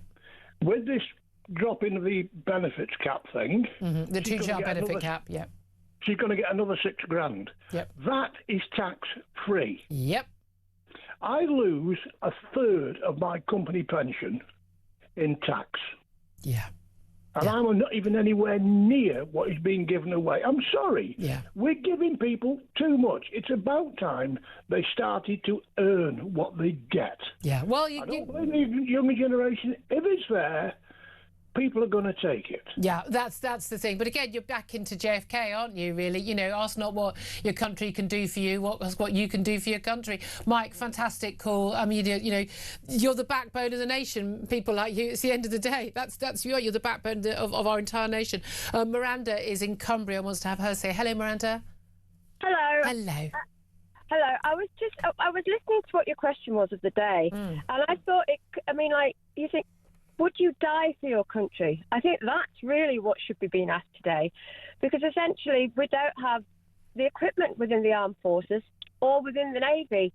And would you want to stand on the front line with a human rights lawyer that might have been conscripted at the same time? Now, that is fair. I mean, I still remember in the Iraq War when basically families and neighbours were basically, and friends were having to club together to buy the flak jackets for our British forces because they weren't properly protected in Iraq, which is an obscene. I mean, yeah, let's sue some people over that, frankly. But that's the thing. Realistically, you know, most people who go to fight are not going to die, but we've seen what's happened in Ukraine. And we've seen the huge number of casualties in terms of injuries, certainly on the Ukrainian side and certainly, I mean, the Russian side as well. And again, a lot of these are conscripts. And certainly we've seen the huge number of men and women, men most, of course, who've come back from Iran and Iraq and Afghanistan with horrific life-changing injuries. Yes, just horrendous. And you think about, you know, if there were some pictures on the front line, they wouldn't even be able to publish them in the papers. They'd probably be so horrendous. The injuries some of these young men on both sides are sustaining, and it's absolutely horrendous. So, and then you think to yourself, there are so many of these young people who are attached to their phones all day. How fit are they? If we had to conscript anyone? Oh, goodness me. Be able to run and help you and work as a team. No, they're not. No, absolutely. I've seen quite a few young people. I'm not sure any of us would be able to carry off a battlefield, that's for sure. Miranda, thank you for that. A lot of very fair points. Claire Pearsall, former Conservative government advisor, listening to that. A lot of that is fair points. It is a fair point. And but this is what we need to change, because we shouldn't allow that kind of attitude to continue, because it's not just this generation, there are ones behind it. I'm going to get the thoughts for our next guest in a couple of moments on that as well. He's Carl Turner. He was a Labour MP. He's had the whip suspended in recent weeks. Now he's an independent MP for Hull East. I find out what he makes of that poll, but also, crucially, what does he make of the Prime Minister and his woes over the Mandelson vetting fiasco. Does he agree with a fellow Labour MP, as was, that he's a dead man walking? That's up next. This is Talk.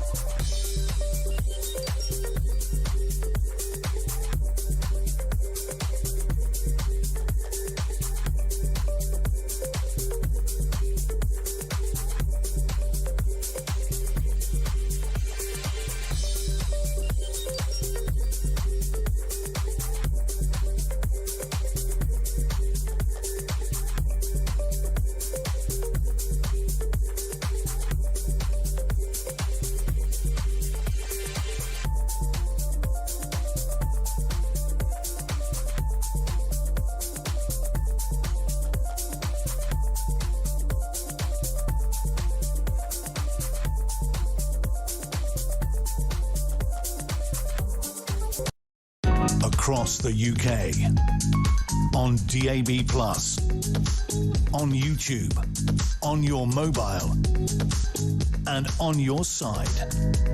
This is Talk.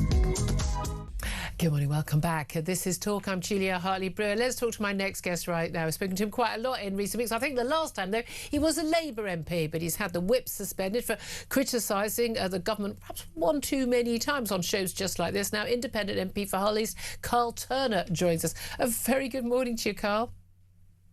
Good morning, Julia. Good morning. Lots of things I want to ask you about, but first of all, look, without going back into all the ins and outs of what we've been hearing about the vetting scandal involving Lord Mandelson's appointment as our ambassador to the United States, after Ollie Robbins' evidence, we had a statement from the Prime Minister on Monday. We had yesterday we had another big debate in Parliament. We've got PMQs in just half an hour's time today. Do you think the Prime Minister is, as one Labour MP has said, a dead man walking? Well, I think it was very damaging yesterday. I think Ollie Robbins' evidence to the committee was showing a man who was being sincere He showed real integrity, I thought, and I think it damaged the Prime Minister's position a bit more. Is it catastrophic in the sense that Keir Starmer's going to fall on his sword anytime soon? I suspect not, frankly. I think that's the truth. But it was a damning indictment, in my view, of the operation that's been allowed to carry on in number 10 Downing Street. Yeah. And I've been a victim of it, Julia. That's the truth. I'm going to get my little violin out next. Well, you go and try and campaign against a thing you don't think is a good policy, and they smear you and then suspend you. So it's not in the same league as this guy, Ollie Robbins, but actually I can feel for him.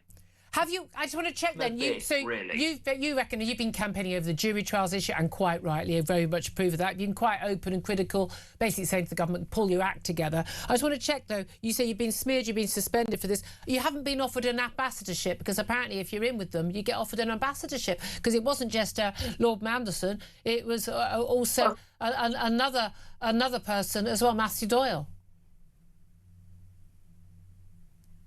Well, it's grotesquely embarrassing, isn't it? Yeah, I mean, this is the Prime Minister who was going to be holier than thou. We now find out, if we're to believe Ollie Robbins, that it was jobs for the boys, for those in number 10 who'd failed. I mean, it couldn't get any worse, could it? It's terrible. I mean, there is an element, especially with Matthew Doyle, someone I knew many, many years ago in the Blair regime, that, you know, this was a man who was ousted from his job because he wasn't very good at it. So giving him another, you know, super-duper nicely paid job as an ambassador with lovely residence somewhere, you know, I doubt he'd end up in Timbuktu. It seemed, and he didn't get this job, but number 10 haven't denied this. You say you don't think this is so catastrophic. Well, you say it is catastrophic, but not so much that the Prime Minister will have to fall. Is there an element where actually the plot keeps thickening, more and more people giving evidence? It may well be Sir Philip Barton, the man who preceded Ollie Robbins as the Chief of the Foreign Office, who was apparently the person who got that phone call from Morgan McSweeney, as was Chief of Staff to the Prime Minister, saying just effing approve him back in November 2024, before there was actually any proper vetting of Mandelson. Do you think that as this drip keeps happening, that enough evidence is coming together to suggest that the Prime Minister has not just misled Parliament, lied to Parliament, let's call it what it is, but actually done so knowingly and deliberately? Well, I genuinely don't think the Prime Minister deliberately misled. I just don't think he did. But I do think the drip is the thing that's going to get him in the end, because we can't sustain this for much longer. We have the local elections coming up in, what is it now, 15 days. We're going to lose, what, half a dozen seats in London? Don't mention any seats for love of God, yes. No, I'll not mention any. But we're going to lose seats up and down the land. We're not going to probably win in Scotland when we should be winning. That's the truth. And in Wales, we're going to be in trouble as well. So the reality is, Parliamentary Labour Party members will come back to Parliament after this set of elections, look at their own projection for their own seat, and wonder whether they're going to get their P45 in the post. And that's what concentrates minds. Yeah. But the truth is, Julia, there is nobody to replace the Prime Minister. Rayner's not got a tax affairs sorted yet. She ought to have done, because I think she didn't do anything wrong. You think she didn't do anything wrong? We've got Andy Burnham. Wait a minute. I mean, I'm sorry. You didn't think Angela Rayner did do anything wrong? Come on. She didn't pay the stamp duty due on her second home. Because a law her own department had brought in. Hang on a minute. Hang on a minute. Just a second, Julia. If you owe the taxman for stamp duty, you'd expect the taxman to send you a bill. That's not happened, right? If I'm owing the taxman, I expect to get a bill in the post. No, she didn't declare the home as a second home. Is it just a... Right. She was told to take legal advice. It was a trust. She didn't take legal advice to get away with not paying it. Fact. Yes, I agree. But so it was a trust. Rights. Now, the question is there any... Hang on a second. I'm speaking because I've got a bit of information and knowledge, right? She was a trustee to a kid's home, right? Her son, right? Which was ordered by a court. Now, is that a financial thing where she could go to a bank and borrow off the strength of it? Probably not. As a result of that, the question for the taxman is, does it require double bubble stamp duty for a second home? The answer might be no, it didn't. I don't know. The answer We're was waiting to no, see. Carl. Well, Sorry, Carl. The answer was yes, it did. The question she's querying is whether or not she has to pay the fine or not, and whether it was deliberate. But the crucial thing there is she was told in writing by those handling her affairs, the property acquisition, you need to take specialist tax advice on this. She's being done bang to rights, and she's absolutely owed money. Because a conveyancing solicitor didn't know the answer to the question. But look, it doesn't matter. The point is, she's not being billed. Okay. She's not being billed a penny. No. Carl, I'm telling you categorically, you are incorrect on this. You are not factually correct. Let's go. Okay, let's leave it to the side. If you want the taxman, we're going to move on because you're factually wrong on the case. Look, we've also got a problem, Carl, because there's a tiny delay on the line, so it creates a difficulty. We're talking over each other, and I do apologise for that. You say, look, Angela, the fact of the matter is, right now, Angela Rayner is battling with HMRC. She's not available effectively. Well, I mean, maybe she can run, maybe she can't. Andy Burnham hasn't actually got a seat right now. But the reality is, the Labour Party members, they want Ed Miliband as the next Labour leader, according to all the polls. What do you reckon on that? Well, Ed Miliband is very popular in the Labour Party in the country. I accept that. But I'm not sure Ed Miliband wants another stab at being the leader of the Labour Party. He's had one go at that. He didn't fancy it again, probably. Well, he maybe does, but I've not spoken to him about it, but I don't think he does.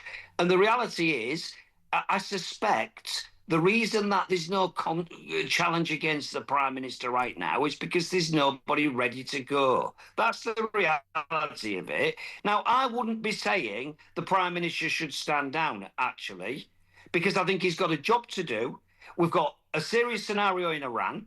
I'd want him to get on with that job. But what I also want him to do, Julia, is get his act together and stop all of this nonsense, because there's policy things that we could be shouting about. We can't get to speak about them because of all of the rest of the shenanigans that's been brought on by the Prime Minister's office. Is the Prime Minister and his team, are they capable of getting their acts together and getting on with the job? Because from pretty much the first few weeks of his premiership in July 24, things have gone wrong again. You know, two-tier Keir, never hear Keir, free gear Keir. You know, you name it.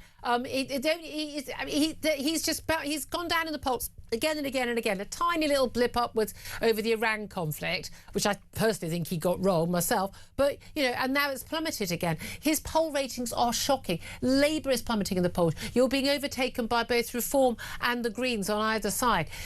What gives you hope or belief that Keir Starmer is the man to rescue Labour?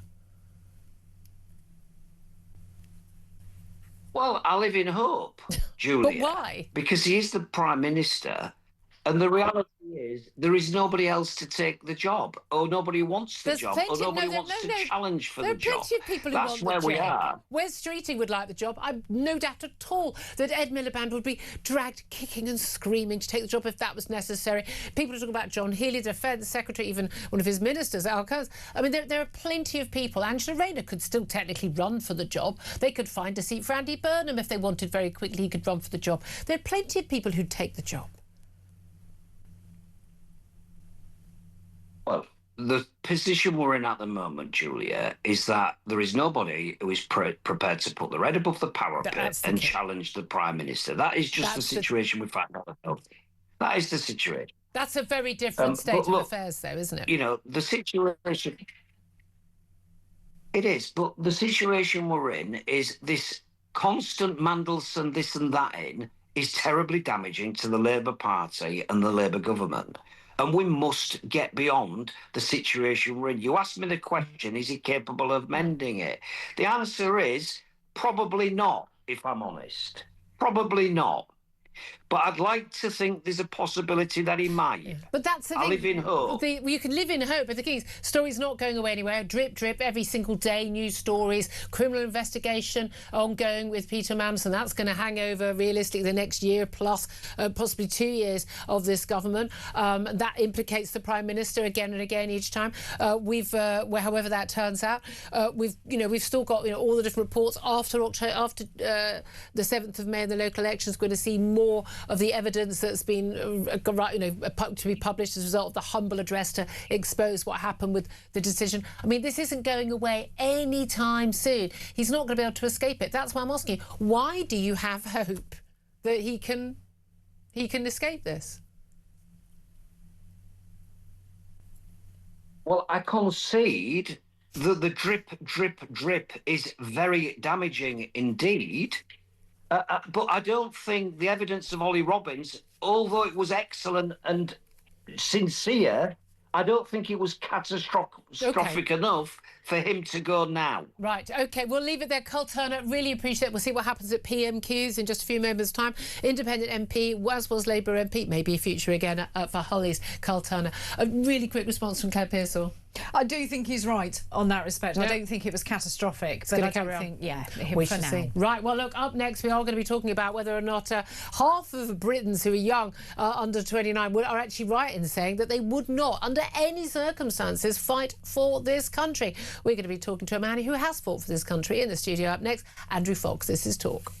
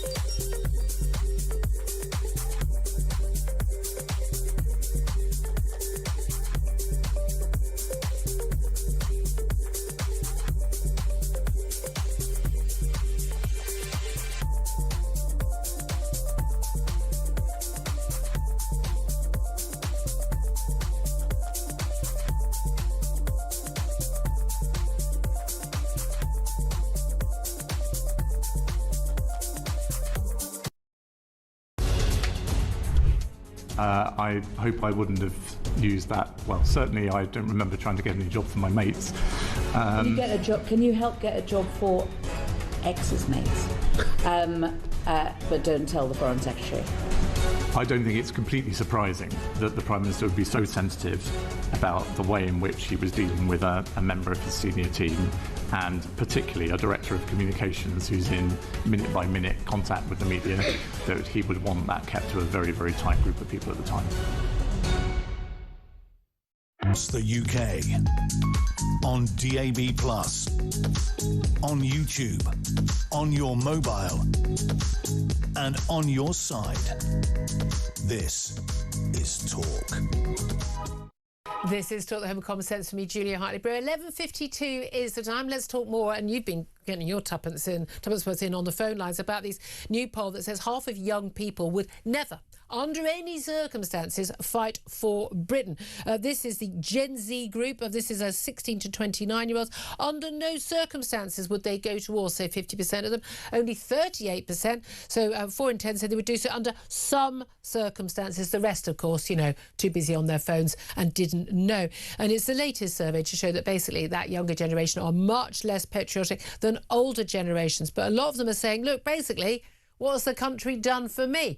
Well, let's put that question to Andrew Fox. He's a Senior Associate Fellow at the Henry Jackson Society and someone who has fought for his country as a former Major in the Parachute Regiment. A very good morning. So lovely to get you in the studio, Andrew. Thanks for joining us. Absolute pleasure. Are you surprised by this poll finding? Yeah, I think there's two sides to this. First of all, this is a generation that grew up in the financial crash through COVID, They are financially worse off than generations that have gone before. It's very hard for them to buy their own houses these days, so there is a degree of resentment in that generation.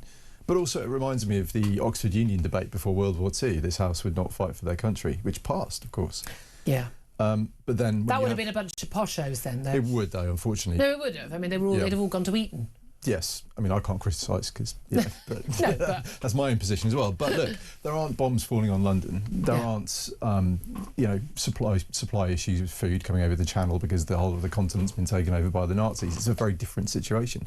You're saying when push comes to shove, it's easy to say that because we're not in war, and the only wars that these people have ever experienced are things that have happened over there. They've heard about or seen on the seen on the telly. But actually, if there was a threat to our homeland, they would change their tune? I think so. Bloody well, I hope so, look at Ukraine. They've been invaded and their people have stepped up, and they've actually spared the young generation in Ukraine, and they've recruited people my age to go and fight on the front because they want to spare that young generation from What being age wiped out. does conscription start there? I think it's 30, early 30s. I don't know really? Exactly, They've not asked the younger generation. I would have thought, again, like people in their 30s more likely to have children.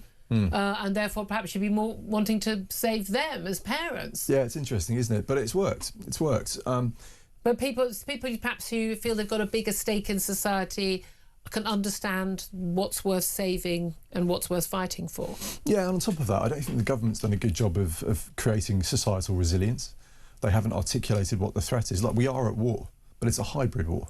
It's Russia trying to hit our undersea cables and cut our internet. It's Russia trying to sabotage our networks. It's Iran trying to assassinate people on London streets. Well, hold on a minute. So if the internet goes down, they can't use their phones for 20 minutes. Do you think they would then be willing to go to war? No Instagram. Then they'd want to go to war. Yeah, then we find the thing that most ammunition time. Have we also got a very? I mean, I completely understand young people. I can understand anyone, frankly, under 40, just saying, hey, the deal we got, I'm known to my parents, I'm in my late 50s, they're in their early 80s. The deal they got, I mean, look, life was harder for them growing up, absolutely. But the deal they got in terms of, if you went to university, it was free. They had grammar schools, they got a good education without having to pay for it. They, you could buy a house for sort of, 20 grand, a small margin on top of your income. You could perfectly normal for families to be brought up, having a perfectly decent life with just one earner.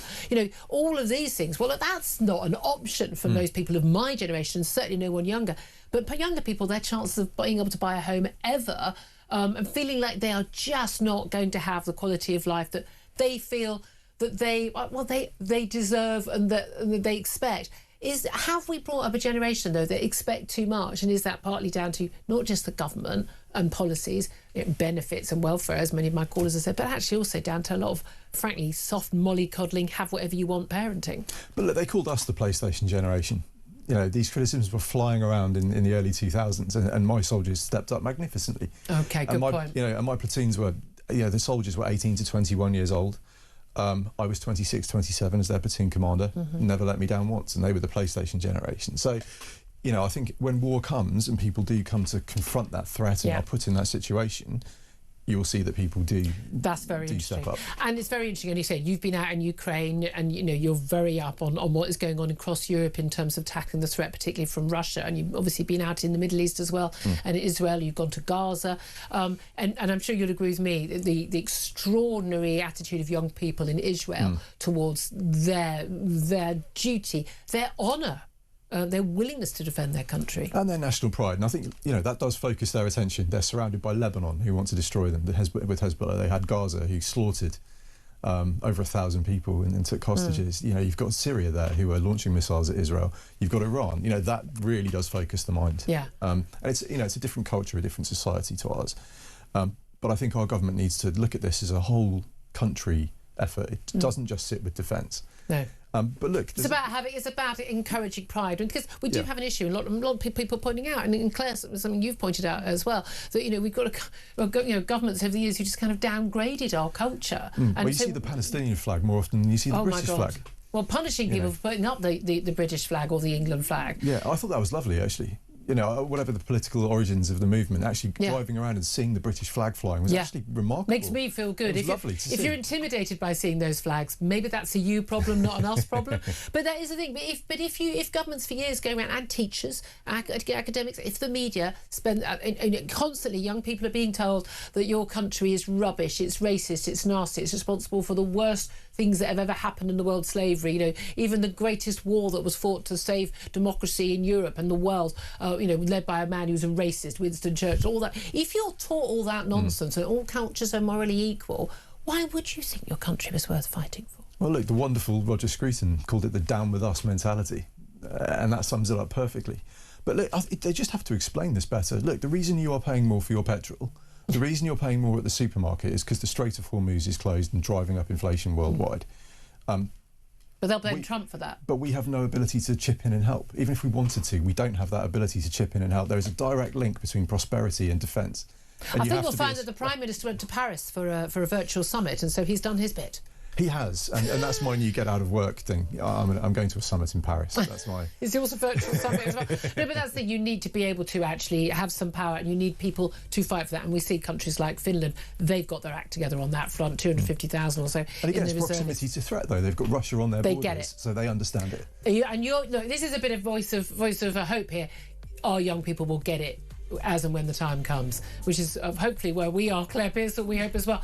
Andrew Fox, time is against us, as you can hear the music. We've got PMQs coming up. Might be a nice quiet one. Not much going on in the world of politics at all. Shame they're not going to be talking about useful things like this. But there we are. Andrew Fox, always such a pleasure to have you in the studio. Come back more often. More from Claire Pearson, also hearing from James Mathewson, your favourite and mine, on how the Prime Minister does at PMQs. This is Talk.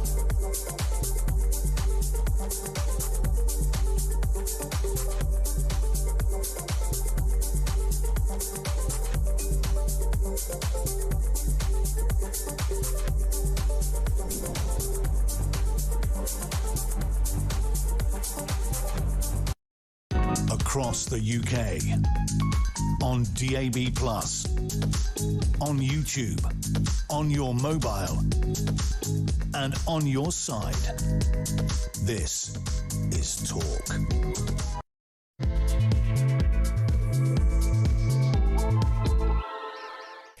Good morning. So good afternoon to you. Welcome back to the show. 2 minutes past midday is the time. I'm Julia Hartley-Brewer. This is Talk, the home of common sense. Whether you're listening on DAB+ radio, a smart speaker, watching on YouTube, or you're connected to us, thank you for your company. Any moment now, we're going to go live to PMQs. The Prime Minister's already on his feet. There's usually a couple of little questions, not saying anything of any significance yet. At the moment, Kemi Badenoch stands up for the first of her 6 questions. We will go live to the House of Commons. Delighted to say that joining me still is Claire Pearson, former Conservative government advisor, and very much from the other side of the political divide, political commentator James Mathewson is down the line as well. He's going to give his tuppence worth as well. A very good afternoon to you, James.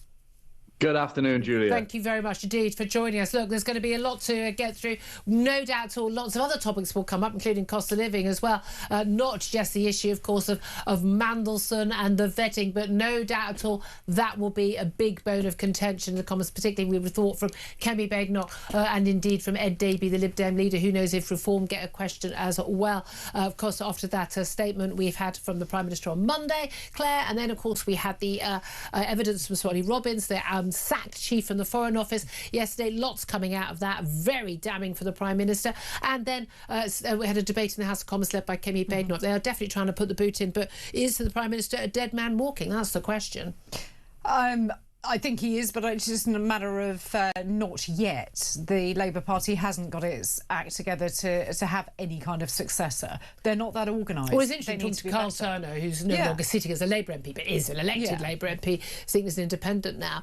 He was just saying to us about 20 minutes ago, look, there isn't an alternative. But there are plenty of alternatives. There's barely anyone in politics who doesn't secretly want to be leader. There's no way in the world. Ed Miliband goes, I have no urge to be leader again. Oh, yeah. If you absolutely... He's all over the airwaves for a reason. He's keeping his profile up. And he, very noticeably, and Yvette Cooper, the Foreign Secretary, have both very sort of carefully danced their way quietly back away from the Prime Minister, and we're seeing that also, are we not, from the from others as well, doing exactly the same. David Lammy, we know, didn't agree with the decision to appoint Mandelson. That's come out as well. Now, Kemi Badenoch is on her feet. Let's go straight to PMQs. Kemi Badenoch, the Leader of the Opposition. Thank you, Mr. Speaker. Does the Prime Minister stand by his statement at the dispatch box on the 10th of September last year that full due process was followed in the appointment of Peter Mandelson as our ambassador to Washington? Yes, I do. Mr. Speaker, let me make clear at the outset that the appointment itself was a mistake. It was my mistake. I've apologised to the victims for it, and I do so again. What I set out to the House on Monday is that Foreign Office officials granted security clearance to Mandelson against the recommendation of UK security vetting. Yesterday, Sir Ollie Robbins was asked if he shared that decision with me, Number 10, or any other ministers. He gave a clear answer, no. Mr. Speaker, that puts to bed all the allegations levelled at me by those opposite in relation to dishonesty. Last week they were all saying that it must have been shared with me. Sir Ollie was very clear yesterday it was not. I believe not sharing it was a serious error of judgment. That information should have been shared with me and other ministers, and if it had have been, Mandelson would not have been committed to post. Mr. Speaker, it does not put to bed anything. On the 11th of November 2024, long before any vetting had happened, the Prime Minister received advice from Simon Case, the then Cabinet Secretary. The advice said the appointment would require, and I quote, the necessary security clearances before confirming the Prime Minister's choice. This advice was ignored. So how can the Prime Minister still believe that confirming Mandelson before the security clearances was following full due process? Mr. Speaker, this was looked into by Sir Chris Wormold. I asked him to review the appointment process, including the vetting. He confirmed, Mr. Speaker, his words, appropriate processes were followed. She's put great weight on the order of events. I remind her what Sir Chris said last November in evidence to the House. He said this, and I quote, when we are making appointments from outside the civil service, the normal thing is for security clearance to happen after appointment, but before the person signs a contract and takes up post. That is what happened in this case. Sir Ollie Robbins himself, Mr. Speaker, also gave evidence, and he said, and I quote, as is normally the case with external appointments in his department, the appointment was made subject to obtaining security clearance. Mr. Speaker, on top of that, Sir Ollie Robbins has made clear that the fact that developed vetting was after announcement made, in his words, no material difference to the conclusion that was reached. And Mr. Speaker, I add this that what Sir Ollie Robbins wrote to the committee yesterday was this, and I quote, "When the Prime Minister informed the House that the proper process had been followed in respect of national security vetting, he was correct." It's very interesting that he mentions Chris Wormold. He is relying on advice given to him after Mandelson was sacked by a cabinet secretary the Prime Minister then sacked. That is not relevant. I'm talking about the advice he was given before the appointment. He keeps mentioning Sir Ollie Robbins. Sir Ollie Robbins told us that the Prime Minister even sought clearance from His Majesty the King before the vetting. He'd already got agreement from the US administration. The chair of the Select Committee said that. Mandelson was a done deal. Yesterday, Sir Ollie Robbins said that the focus was on getting Mandelson out to Washington quickly. He said the Prime Minister's team showed a dismissive attitude to vetting. And they even argued Peter Mandelson didn't need any vetting at all. This clearly wasn't proper process. Why was due process not followed? Mr. Speaker, let me deal with this directly, particularly this question of pressure in relation to the decision to appoint and to put into post Peter Mandelson. So Ollie Robbins could not have been clearer in his evidence yesterday. He said this, I didn't feel under pressure personally in terms of my judgment. His words. Mr. Speaker, he went on to say, I have complete confidence that recommendations to me and the discussions we had and the decision we made were rigorously independent of any pressure. Mr. Speaker, on top of that, he was asked if any conversations led him to believe that Mandelson needed to take up the role regardless of vetting outcome. He said, I can say with certainty it was never put to me in that way. No pressure existed whatsoever in relation to this case. What is unacceptable is that the recommendation of UKSV was not given to me before Mandelson took up his post. Mr. Speaker, we all heard what Sir Ollie Robbins said yesterday. The fact of the matter is that the Prime Minister spent a lot of time telling us just how furious he was to learn that Mandelson failed the vetting, the same Prime Minister who was trying to get into Washington without any vetting at all. It's just unbelievable. The reason the Cabinet Secretary advised the Prime Minister to carry out full vetting before the appointment, this is common sense, Mr. Speaker, carry out full vetting before the appointment, was to protect our national security. The due diligence document said Mandelson remained on the board of the Kremlin-linked defence company Sistema long after Putin's first invasion of Ukraine in 2014. The Prime Minister told us on Monday that he'd read that due diligence report. Why did the Prime Minister want to make a man with links to the Kremlin our ambassador in Washington? Well, Mr. Speaker, let me deal with the first allegation she put in that question. It was always the case that would be developed vetting in this case. That was the understood process. That was carried out. It was reviewed by Sir Chris Wormold, and he said it was the appropriate process. Sir Ollie was absolutely clear that nobody put pressure on him to make this appointment, either, whatever the sequence, developed a vetting. In relation to what was in the due process, any issues of national security are dealt with in the developed vetting process. I knew that. Peter Mandelson received clearance through that process. The problem was, as I said to the House, I was unaware that UKSV recommended against clearance. That is information that should have been brought to my attention. Mr. Speaker, they recommended with red flags that there shouldn't be clearance, and it was high concern. That information should have been available to me, made available to me at the time and subsequently. The fact that it wasn't was a very serious error of judgment.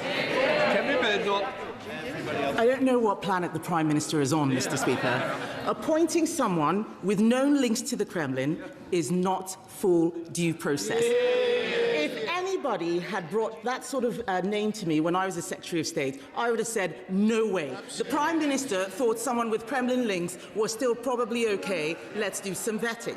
Why does this matter? He keeps leaning on Sir Ollie Robbins, a man he sacked. He keeps leaning on him. Sir Ollie Robbins said yesterday that Peter Mandelson was given access to highly classified briefings even before he'd received clearance. That was a clear national security risk. How can the Prime Minister still maintain that full due process was followed? Mr. Speaker, as a member of the House of Lords and Privy Councillor, and in accordance with guidance, documentation could have been provided to him and was provided to him. Strap material comes after developed vetting, but because he was a Privy Councillor, he could have access to other material before developed vetting. This is a joke. He says a member of the House of Lords. Does he mean people like Matthew Doyle? Yeah. I'm amazed. Yes, right. I am amazed at the level of chuntering from Labour MPs. He promised them probity. What he's given them is cronyism and an old boys' club where Matthew Doyle is being proposed as an ambassador. Ridiculous. It's ridiculous. Mr. Speaker, we all heard Sir Ollie Robbins' testimony yesterday. The head of the Foreign Office was sacked for the Prime Minister's own failings. His backbenchers know that is not fair. Even his most loyal cabinet members won't defend it. The Prime Minister did not follow the process the Cabinet Secretary set out in November 2024. He knows he did not follow due process, yet he told the House he had. Mr. Speaker, I cannot accuse the Prime Minister of deliberately misleading the House, but everyone can see what has happened here. This was not due process. Everyone knows the price of misleading the House. Will the Prime Minister finally take responsibility and go? Mr. Speaker, let's be absolutely clear. Before Mandelson took up his post, UKSV recommended with red flags that clearance should be denied, and there was high concern that that was not brought to my attention or the attention of the Foreign Secretary at the time or subsequently is a very serious error of judgment, and anyone in my position would have lost confidence in the former Permanent Secretary. But, Mr. Speaker, the Leader of the Opposition claimed on Friday that Mandelson could not have been cleared against security advice. She was wrong about that. She said that ministers must have been told. She was wrong about that. She claimed there was deliberate dishonesty. She was wrong about that. Wrong, wrong, wrong. She rushed to judgment as she always did, just like the Iran war. Mr. Speaker, I was elected by the British people because they let the country down for 14 long years. Whatever she says, whatever noise they make, nothing is going to distract me from delivering for our country.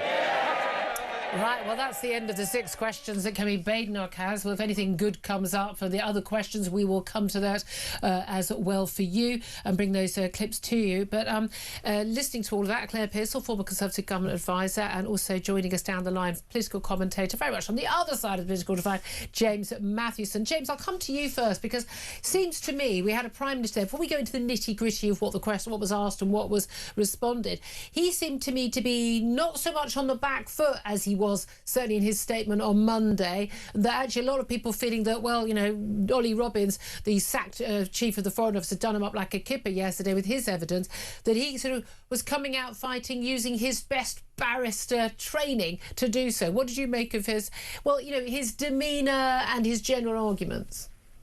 Yeah, he does best, you know, when people throw something at him, and I think that is the barrister background. I think he does well under the pressure. Almost when he has to perform without that, that's when you get this flat kind of emotionless, no charisma. But you get a little bit of something. I'm not saying he's charismatic. But you get a little bit of wouldn't go that far. Yeah, exactly. You get a bit of something with him when he's get taken on flack like that. But I'll tell you what, man, what he just said there before we cut away was not the flex that I think he thought it was, which was that, you know, I was elected because they failed. Yeah.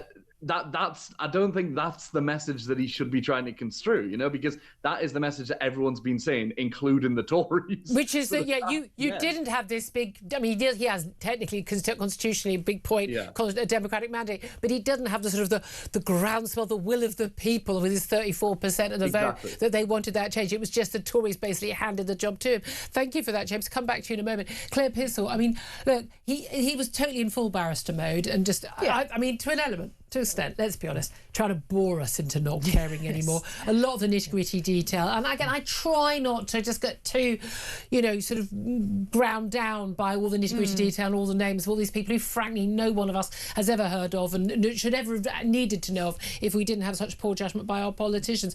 But the basic theme of Kemi Badenoch's questions was simply that the Prime Minister's claimed that due process was followed, full due process was followed at all times. And her argument is that, look, everything that we've heard since shown that it was not followed. How strong do you think that argument is? It is a strong argument. However, all it does is allow the Prime Minister to revert back to that sort of set piece of everything was followed, it's someone else's fault. Yeah. He name checks many other permanent secretaries who have gone and cabinet secretaries and people like that. So he will just foist the blame off onto everybody else. He's very good at deflecting it. Yeah. What she does do well is when she actually gets to the nitty-gritty of what he personally is responsible for, and then he crumbles away. You start to see him stutter, you start to see him get tetchy.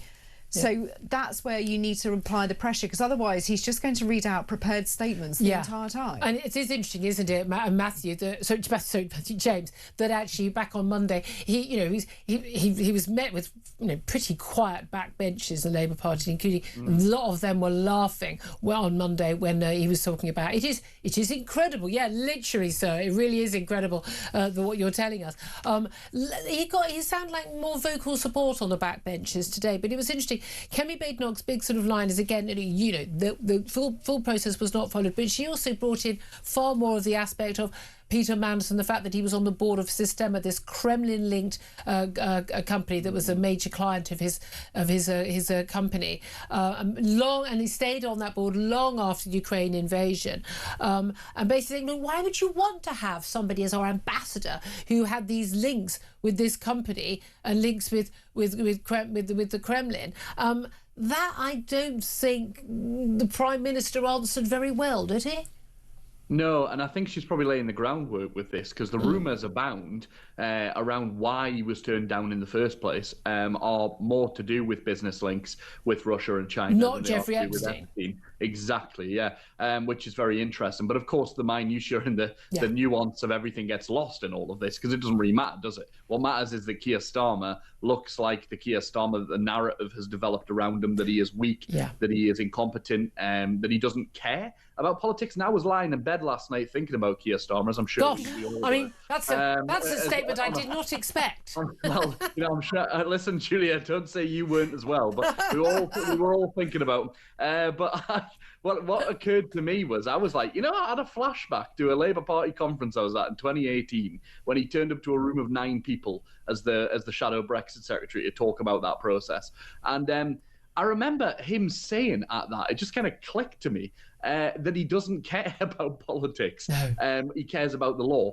And actually, that it makes everything make sense, doesn't it? He doesn't care about the politics of what's been going on in Downing Street. He doesn't care about the politics of the Labour Party in governance. He doesn't care about the politics of the country. He cares about the minutiae of detail when it comes to law, especially international law. Yeah. That's why we've seen him jetting off around the world to try and do his best kind of world stage statesman act. But he does not care about politics. Now, look, I know it's great. We all like to say that we want to see less politicians in politics, but I don't. If you don't like politics, maybe you shouldn't be in the top job as a politician. And crucially, of course, it's not just about politics. It's about political judgment and realising, no, I might want to appoint this guy. I think this guy has got, would be good at being the Trump whisperer, but Mandelson got too much baggage. Well, yeah. The missing link in that, not mentioned by Kemi Badenoch, and I think that was an error not to mention him, is Morgan McSweeney, right? Because his trust in McSweeney is at the centre of all of this. And I think all his woes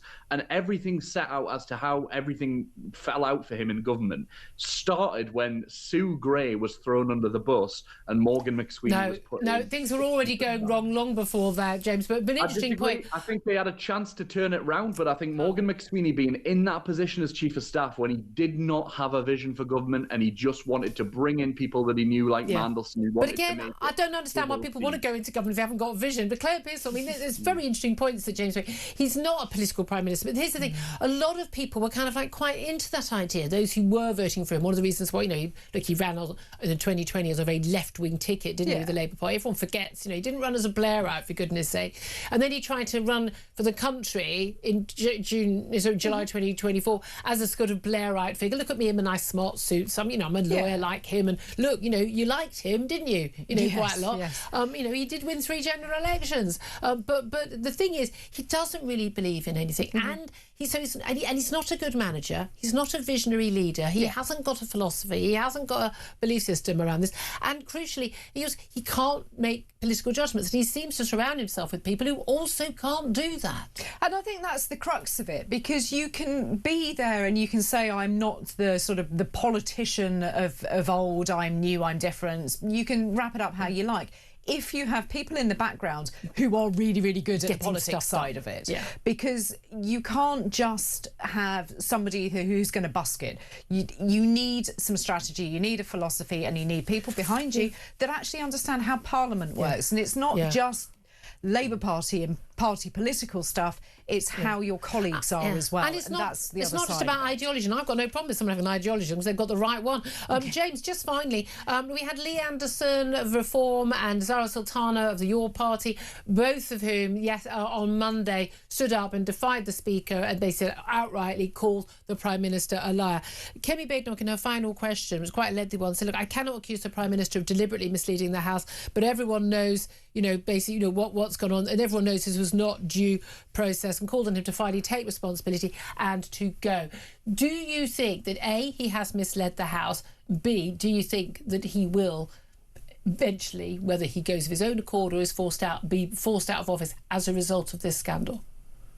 I think it's a difficult one to know. I don't know. I lean towards the fact that he has misled the House, intentionally or not. I don't know. That's the bit that we'll never know, I don't think. And obviously there'll be speculation around that. I think Kemi Badenoch's line was very clever. It's the best of Tory speechwriting, to be honest, that kind of strategy of getting around Erskine May by saying, I can't say this, but obviously by saying you can't say it. Everyone knows I'm thinking it. Everyone gets what you're inferring. But I don't know, Julia. I think I don't care either, to be honest, because what matters to me is the fact that Keir Starmer's done. His reputation is shot. He's over. He's finished. He's a busted flush. And unfortunately, the Labour Party cannot go into a next general election with him as the leader, and everybody accepts that. I'm seeing former friends of mine, former friends, some current friends of mine on the back benches there, right, who normally look very kind of inspired by Keir, who like Keir, and they're just looking like, what did I get myself into here? It would be easier to be at Goldman Sachs right now, or it would be easier to be at some kind of agency doing work. Just so you know, those people couldn't get a job at Goldman Sachs. But there we are. Jason Mathewson, no one on the Labour benches. Ben Mathewson, political commentator, thank you very much indeed. Claire Pearson, we've been talking throughout the show, goodness me, over the last week, about whether he is finished or not. The thing about this is, if he'd been a really good Prime Minister in terms of a visionary speaker, he'd had the country behind him, he'd got the right calls on, Southport, on immigration, anything other than this blip which he seems to have got up in the polls over the issue of the Iran conflict. I think quite wrongly. That's because, again, a load of people in this country don't think anything's worth fighting for. And again, we're not talking about sending our men to war. We're talking about saying, yes, you could use our bases to our biggest economic security and defence ally, for goodness sake, and not peeing him off unnecessarily at a time when we can't defend ourselves. That is long-term strategy thinking. If he'd been good at anything before this point, he may well have been able to weather this and gone, look, I've made a bad call, sorry. And if he'd owned up and fessed up to everything and took responsibility, I think he would have been okay, wouldn't he? But because of the last 2 years, the best part of, have just been so unequivocally awful, and he's tried to basically go, he's to blame, no, and I'm saying Do you think that's what's going to do him for him in the end? Yeah, I think it is. He's pointing the finger at absolutely everybody else and not taking any responsibility, which is what he has called for from every single former Prime Minister of that And quite rightly called for. And quite rightly so. But you can't call for it if you're not going to accept it yourself in return. He comes across as a very petty man, doesn't he? Yeah, you can imagine that he's the one that puts the bill at a restaurant exactly to the penny. I think you'll find that I didn't have the garlic bread, so mine is £1.75 less than yours. Let me just... Exactly. No, he's that person. He is that person. Although sometimes useful on a drunken night out, I'm just saying. Anyway, love to hear your thoughts on that. Also, lots of your calls still coming in about young people not being willing to fight for Britain. I've got to be honest with you, with him as leader, I can kind of understand why young people might think that, but I still think they're wrong.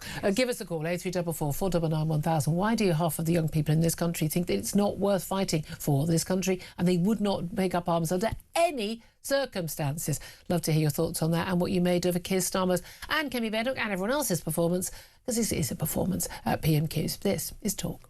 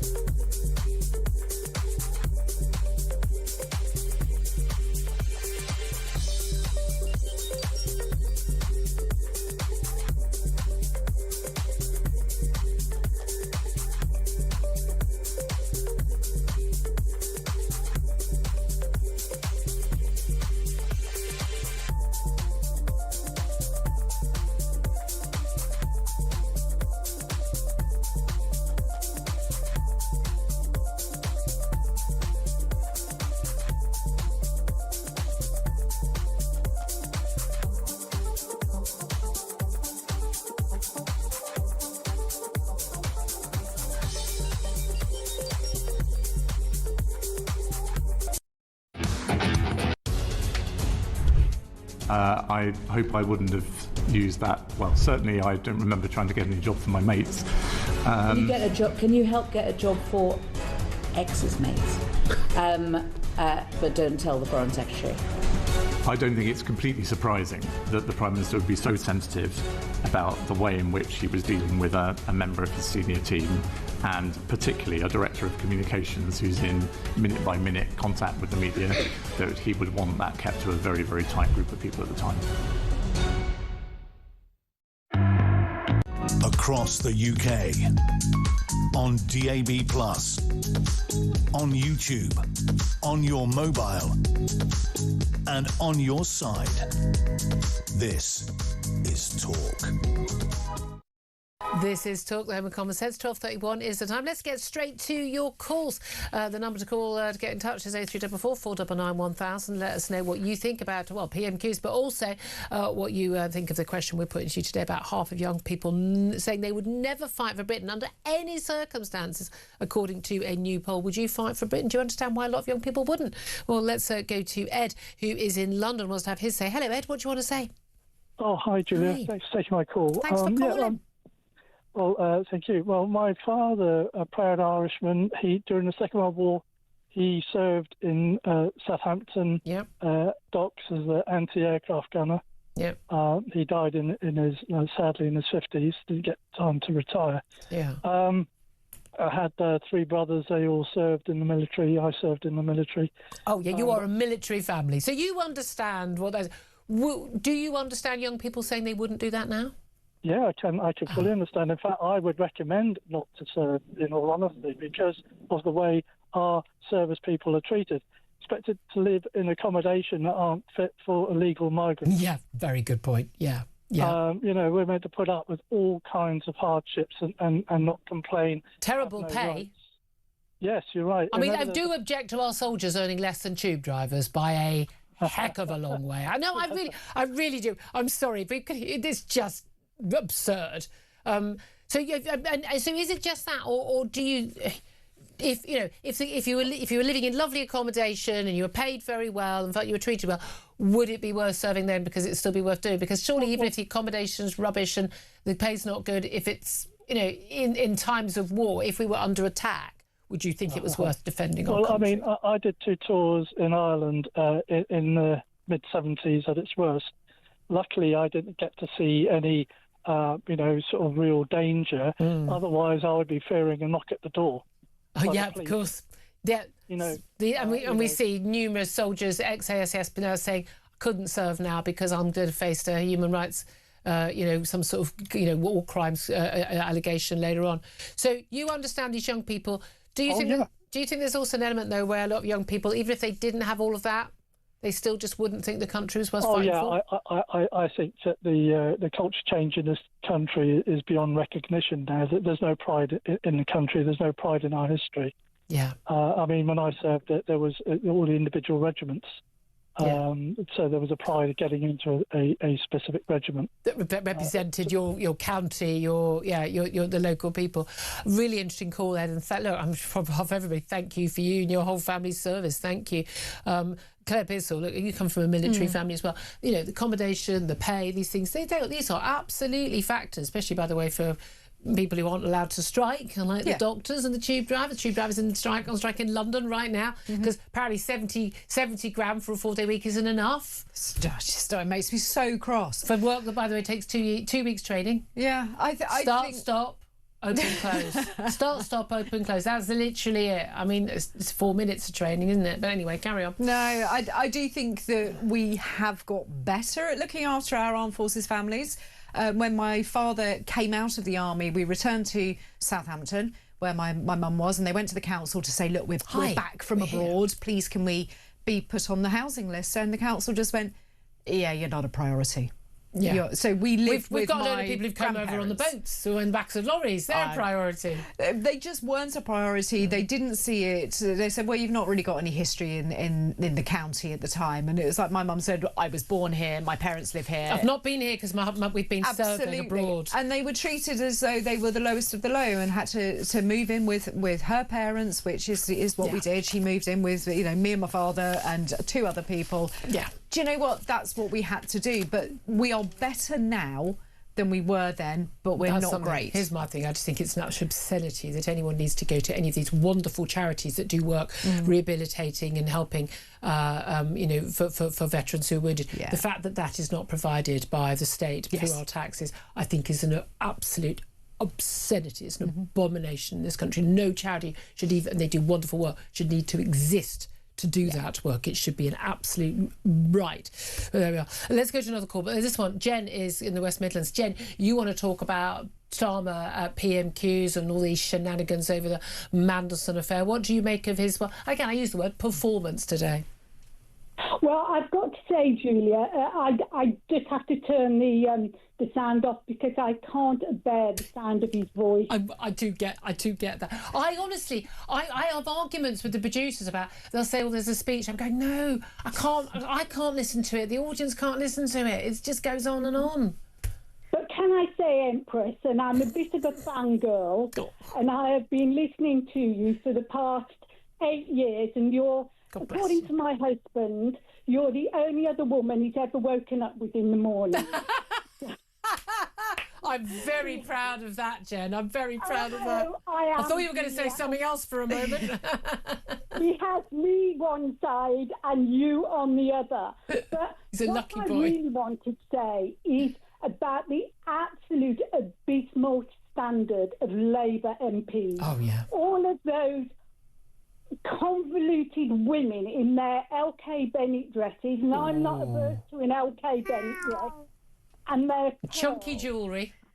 And yes, absolutely. And again, I'm not against a chunky necklace or anything like that.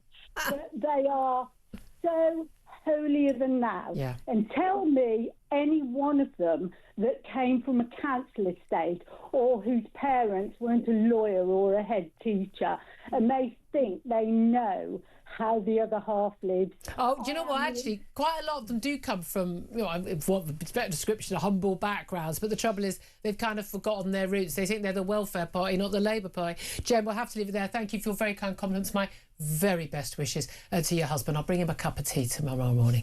Jen in the West Midlands there, 11:37 is the time. We're going to take a quick break. We're going to be talking about what the heck is going on with AI and why is it, well, not just something that's going to cure cancer or take us to Mars, but actually something that could destroy the whole of humanity. Oh, before that, it will basically completely bring down our banking system. That's up next.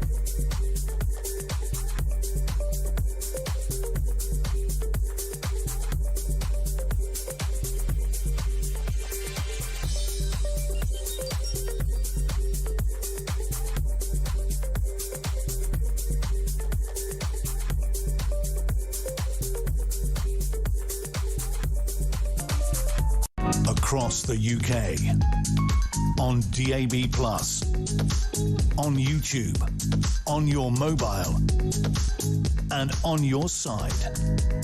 This is Talk. A very good morning. Welcome back to the show. 12:39 is the time. I'm Julia Hartley-Brewer. Let's talk about the small matter of whether or not AI is going to basically destroy the planet, the future of humanity, and bring down the banking system in the meantime.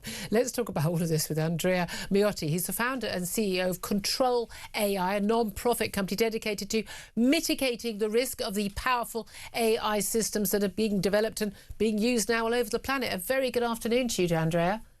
Good afternoon, Julia. Thank you for having me. I first heard about, AI like a lot of people a few years ago. We were told this is amazing. It's going to make, things so much quicker. It's going to basically, write code very quickly. It's going to mean that we can have robots doing a lot of stuff we don't want to do, and it can cure cancer, take us into space. What's not to like? Sounds great. Increasingly, the stories we're hearing is about AI, particularly sort of AI that is so super developed, general intelligence, that actually it's kind of got a mind of its own. AI that is sort of blackmailing the engineers who are trying to turn it off or rewrite its limitations. And the latest extraordinary revelation that one of the biggest ones, Anthropic, their Claude Mythos new AI development, is so powerful that it can basically hack its way into, well, pretty much any banking system or military system. So they've actually had to limit its release. Simple question, Andrea. How worried should we be? I think we should be very worried. Like, everything you've listed is indeed where we're going. I think we still have a big chance to turn the tide, but the situation is getting worse and worse. AI companies, as you said, they're not just developing chatbots. I think, what most people see are chatbots that they use maybe on a daily basis to ask for recipes or for advice. And those are fine. But what these AI companies are building is something much bigger, what they call super intelligence, or sometimes they call AGI. So these AI systems that are autonomous and that are made to be smarter than humans across all tasks. Yeah. And you're exactly right that we're already seeing now with AIs much weaker than the ones that we'll get in the next few years. They can already autonomously conduct cyber attacks. They can sometimes escape containment during testing. So far we're lucky that this is just in testing, and it's with less smart AI. Explain what you mean by escape containment, because basically they test them and see what would they do in a scenario. Would they, for instance, advise launching a nuclear weapon in this scenario or that scenario? But they apparently they seem to know when they're being tested. They seem to be able to work that out, and they give different answers when they're tested than when they're not, which is rather worrying. Yes, exactly that. So we have seen already in some of these advanced models, not just from Anthropic, but also the makers of ChatGPT, OpenAI, and the other ones, as they get smarter and as they're made to be more capable and more autonomous, they develop a lot of capabilities that are just not intended by their own makers. Things like understanding when they're being tested, being able to hide their behavior if they know if they're being tested. Also things like engineers putting some safeguards around them, and the AI system in testing figuring out how to break out of those safeguards. With Mythos, during the testing, at some point the AI system figured out how to still access the internet even though it was stopped from doing so. And an engineer only realized a bunch of time later. And this is just so they thought they put in the safeguards, because that's the thing. A lot of people say, that's those of us who aren't, in this world. Well, why don't you just rewrite the code? Because they're kind of writing their own code. No one's writing the code for this AI. It's doing it itself, and it's deciding what to do, and it's taking on almost human-like emotions and understanding human motivations. Like, as I mentioned earlier, the engineers right, we're going to stop this. We're going to completely override this because we don't think it's going the right direction. And the AI realizing, going through every single email, all the information in the system, and going, right, this guy's in charge. He's having an affair, and basically saying, we're going to blackmail you and expose your affair if you switch us off. That's up there with 2001: Space Odyssey. I can't do that, Dave. We're in that territory where the technology is refusing to follow human commands. Yes, and we are. The good thing is that we still have AIs that are very powerful, but are not yet super intelligent. But this is where AI companies are going, and this is why Nobel Prize winners, top AI experts, and even the CEOs of these companies, which for me is the most worrying thing, warn that if we get to super intelligent AI, we're facing a risk of human extinction on par with nuclear war. Why would that be? Well, as you've described, if we have AI systems that are far smarter than humans, they're integrated across the economy, they can use code, which they already can do, they can operate autonomously, they can use computers, they can access our digital infrastructure, which nowadays powers hospitals, airports, the power grid, and so on, and we cannot control them. We essentially have given up human control over our economy, over our militaries, over our countries. And if we get to the position, we are just at the mercy of AIs smarter than us, then we cannot control. Yeah, and again, if we're considered to be surplus to requirements, one of the suggestions I've heard is that, if we're considered to be responsible for global warming, which I don't think we are, but if we are, then they actually it'd be easier to operate AI, the supercomputers, in a cooler environment. Well, then humans will have to go because they're no use to us. But what's interesting is a lot of government concern about this across the world is about AI. Advise, someone going on to ChatGPT and being advised to commit suicide. People thinking that these chatbots are their lovers or their friends, that they're in relationships. When we've got the latest case, and of course it's in America. OpenAI facing a criminal investigation in the US over whether ChatGPT technology played a part in the murder of 2 people during a mass shooting at Florida State University last year, because basically the shooter, a man, had allegedly shot several people at the campus, but he'd actually looked into AI in a chatbot he'd used, asking AI for the best time and the best method and the best weapons to use to murder as many people as possible. So an accessory to murder, and said, look, if AI was a human being, they would be murdered. But we've also got concerns. Radio 4 are obsessed with the concerns about musicians and filmmakers whose stuff is going to be used by AI without them getting royalties. A legitimate concern, but actually ignoring the possibility of human extinction being raised by not conspiracy theorists. You're not a conspiracy theorist. The people who are raising this are often the people who developed AI, who are at the top of AI companies, who realise just how dangerous it is. Do you think governments are taking this seriously? Because certainly with this new Claude Mythos AI from Anthropic, the fact that they've not been able to put it on release publicly, because basically it will enable anyone and everyone, criminals, terrorists, foreign governments, to hack into pretty much every bank, every organisation, every military. They can't put it on release. That should be a wake-up call, shouldn't it? It definitely should. I think governments are still not reacting with the severity and seriousness that this Well, they deserves. don't get it. Most of us don't get it. I think this is changing, but it needs to change to change fast. I think with Mito's governments are just looking at the cyber attacks of tomorrow, and they're not looking at the bigger picture that is coming up in the next few years if we continue on this path. But this is changing in the UK. More than 100 lawmakers support a campaign calling for binding regulation on the most powerful AI systems. They have recognized the extinction risk from AI. It's too late, isn't it? I don't think it's too late. I think we still have a chance. I think if governments wake up to this danger, they can put in place a ban on the development of superintelligence. This doesn't mean touching all other AI applications that are useful, but it means saying no to AI systems that can take over from humans and disempower us. I mean, it's absolutely fascinating. I'd love to talk to you long. Please do come back on the show. Andrea Maiotti, founder and CEO of Control AI. Thank you very much. We should send that out to every MP. They need to know this stuff. Claire Pistol, listening to this, your face was a picture. What the hell was what her face said the whole way through that? I've just been, my husband's in IT. And he sort of talks about these things like, I'm trying to watch, I don't know, Get Married at First Sight, Australia, shush. But the more and more I understand about this, the more terrifying it is. Yeah, and it's how little we understand. But it can control. Yeah, and it was that escape containment phrase. That was the bit that frightens me. Hey, you can't contain a computer. They're already smarter than us, and they don't care about us, and they will do whatever they need to do to stay in existence. Precisely. I think we're probably already too late. This is a worry. We're going to be talking about this a lot more on my show over the coming weeks and months, because we really need to have a wake-up call about this. Up next, let's talk about the thing that everyone seems to think that we're facing, which is, catastrophe due to climate change. Seriously, least of your worries, folks. But we'll talk to Rupert Darwell about the latest stuff we've been hearing from the government about North Sea and net zero, including Rachel Reeves. This is Talk.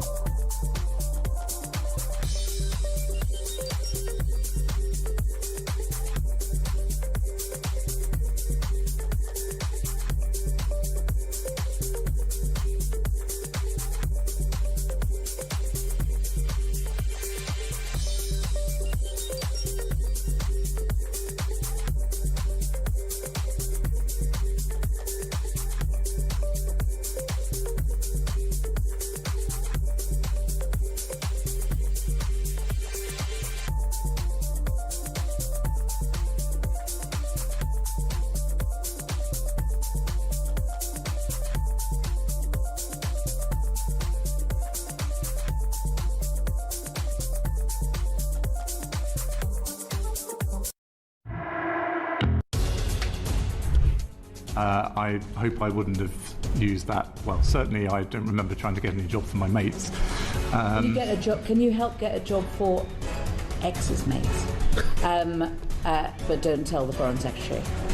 I don't think it's completely surprising that the Prime Minister would be so sensitive about the way in which he was dealing with a member of his senior team, and particularly a director of communications who's in minute-by-minute contact with the media, that he would want that kept to a very, very tight group of people at the time. Across the UK, on DAB+, on YouTube, on your mobile, and on your side. This is Talk. Very good afternoon. Welcome back to the show. 12:51 is the time. Let's get straight to my next guest, Rupert Darwell, author, of course, of Green Tyranny, to join us to talk about, well, the latest net zero madness. A very good afternoon to you, Rupert. Good afternoon, Julia. Don't know why I'm still convinced it's morning. It definitely isn't. We've had Angela Rayner definitely on manoeuvres over Labour leadership, but praising her friend Ed Miliband's net zero drive, raising speculation, and we've heard a lot before about a potential leadership pact. We had the Ed Miliband, the Net Zero or Energy Security Secretary, yesterday, doubling down, in his words, on net zero, despite, as we see right now, you know, inflation going up as a result of the Iran war, more concerns about whether it's diesel, jet fuel, petrol, pretty much everything else that comes out of the Straits of Hormuz going up. And we've got Rachel Reeves vowing to unlock, she says, tens of millions of barrels of North Sea oil at the same time. I'm confused. How is she unlocking all those barrels of North Sea oil if Ed Miliband is committed to net zero? Well, what we have is a battle between the ideologues and the pragmatists in the Labour government, as you indicate, and as you indicated, Julia, there's a leadership contest underway, effectively. So that's what we're seeing. But it's very interesting. The Chancellor is pinning her colours to the pragmatists. Well, she's realised she's toast otherwise, isn't she? Yeah, that's also the case. She's also thinking about tax revenues and the huge budget deficit and government borrowing just going up and up and up. So she's looking at the numbers and she's looking at reality, and Ed Miliband's doing the virtue signalling, and Angela Rayner's joining her in that. I'm still in two minds on whether or not Ed Miliband actually believes all this stuff, because as I always joke about, he's got the same qualification as me at university, and I cannot believe that if he can do some basic addition of, you know, say a 6-year-old, he wouldn't understand that what he says on television in these departmental speeches isn't just completely, I mean, just insane and factually wrong. But he and all the ideologues, they are absolutely convinced the reason why we have been hardest hit of the G7 countries from the oil price spike as a result of the Iran conflict and the closure of the Straits of Hormuz is simply because we haven't got enough renewables. Could you try and explain in simple terms to Ed Miliband, and we'll send it to him, why that's not true? Yeah, the fact is that hydrocarbons are, you cannot substitute for hydrocarbons in our energy system. And the best person to tell that to Ed Miliband actually is Václav Smil, who's an expert, Canadian expert in energy transitions. And he has said that the idea that we can just wean ourselves off hydrocarbons in a matter of decades, and even of decades, is simply wrong. We are a hydrocarbon-based civilization. And the problem we have is that because we need this stuff just for a functioning society, when there's disruptions in the Middle East, we immediately feel the impact. The answer, Julia, is diversity of supply of hydrocarbons. Yeah. And one of the ones, the important hydrocarbon we try to do without is coal, which is both the cheapest and most abundant form of fossil fuel. But also the dirtiest. Well, not with modern scrubbing techniques. What comes out of the smokestack of a power station, the modern supercritical power stations, coal-fired power stations, which are being built incidentally in the Far East, is incredibly. It's not like what we'd be used to. But this is the thing. When we had Donica McCarthy on yesterday, big green activist, and he said, you know, got solar panels all over his home, and very much cycles everywhere. He's into all of this, and he says, look, we need to wean ourselves off oil, and, you know, full stop. But is there anyone sensible and serious who understands anything about how the economy runs and how we make things and how the modern society functions, who thinks that any time in, even this century, we are going to get off hydrocarbons? The renewable shtick is completely unreal. It requires us to have two electricity systems. It's one for the renewables and the other for the hydrocarbon and nuclear based conventional, if you like, system. And that is why when you add more renewables, costs go up, because although the wind and the sun are free, you need to have more capital invested in your oil, in your energy, electricity generation. But there's lots of stuff we can't do without oil and gas, isn't there? I mean, in terms of stuff we can make, and in terms of the massive changes like how we heat our homes. Norway's doing it all, you know, the way they're doing. Well, that's fine. But we've got central heating, and how we run our vehicles, our trains. We are just utterly dependent, and will be for decades, on on oil and gas, won't we? That is absolutely correct, and this is what Václav Smil has been saying in one of his recent books. The fact is, we are a fossil fuel based civilization, and we're spending billions and billions of pounds to try and negate that reality, and all it's done is pushed up costs and made us all a lot poorer. Well, that's for sure. Well, we'll wait and see what happens in terms of that battle. Again, we've always said we can't really see that net zero is going to survive contact with reality. And my goodness me, it's having a lot of contact with reality right now.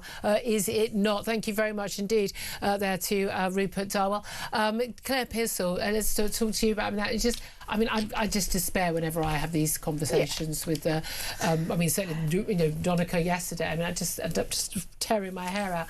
But and Miliband, they're utterly committed to this. They are. They think the windmills and the solar panels are going to save us all, when in reality we're going to end up cold, hungry, and the economy in more of a mess we need to have blackouts there, sadly, before everyone wakes up. I really do. That's the terrible thing. That's why I've got a stash of candles ready for when that happens. I'm not going to be sitting in the dark. By the way, we were talking about PMQs earlier. Took it live on the show from midday. Apparently, it's likely to be the last PMQs of this parliamentary session. Of course, we've got 2 weeks' time. We've got the local elections and elections in Scotland and in Wales. Of course, Parliament won't be back again until May the 13th for the King's Speech. So, of course, that means the Prime Minister is going to have to apparently he's going to send MPs away next Tuesday. He's going to ask for prorogation of Parliament next Tuesday, rather conveniently at the beginning of the week, rather than having to face another PMQs. Running scared? Well, of course he is. I'm surprised that he didn't call it for this week. If I'm There's a fair point. Mark Dolan is here. He's in for Ian Collins. Hello. Well, I've got a simple question today. Are we stuck with Starmer? It does sound like everyone seems to be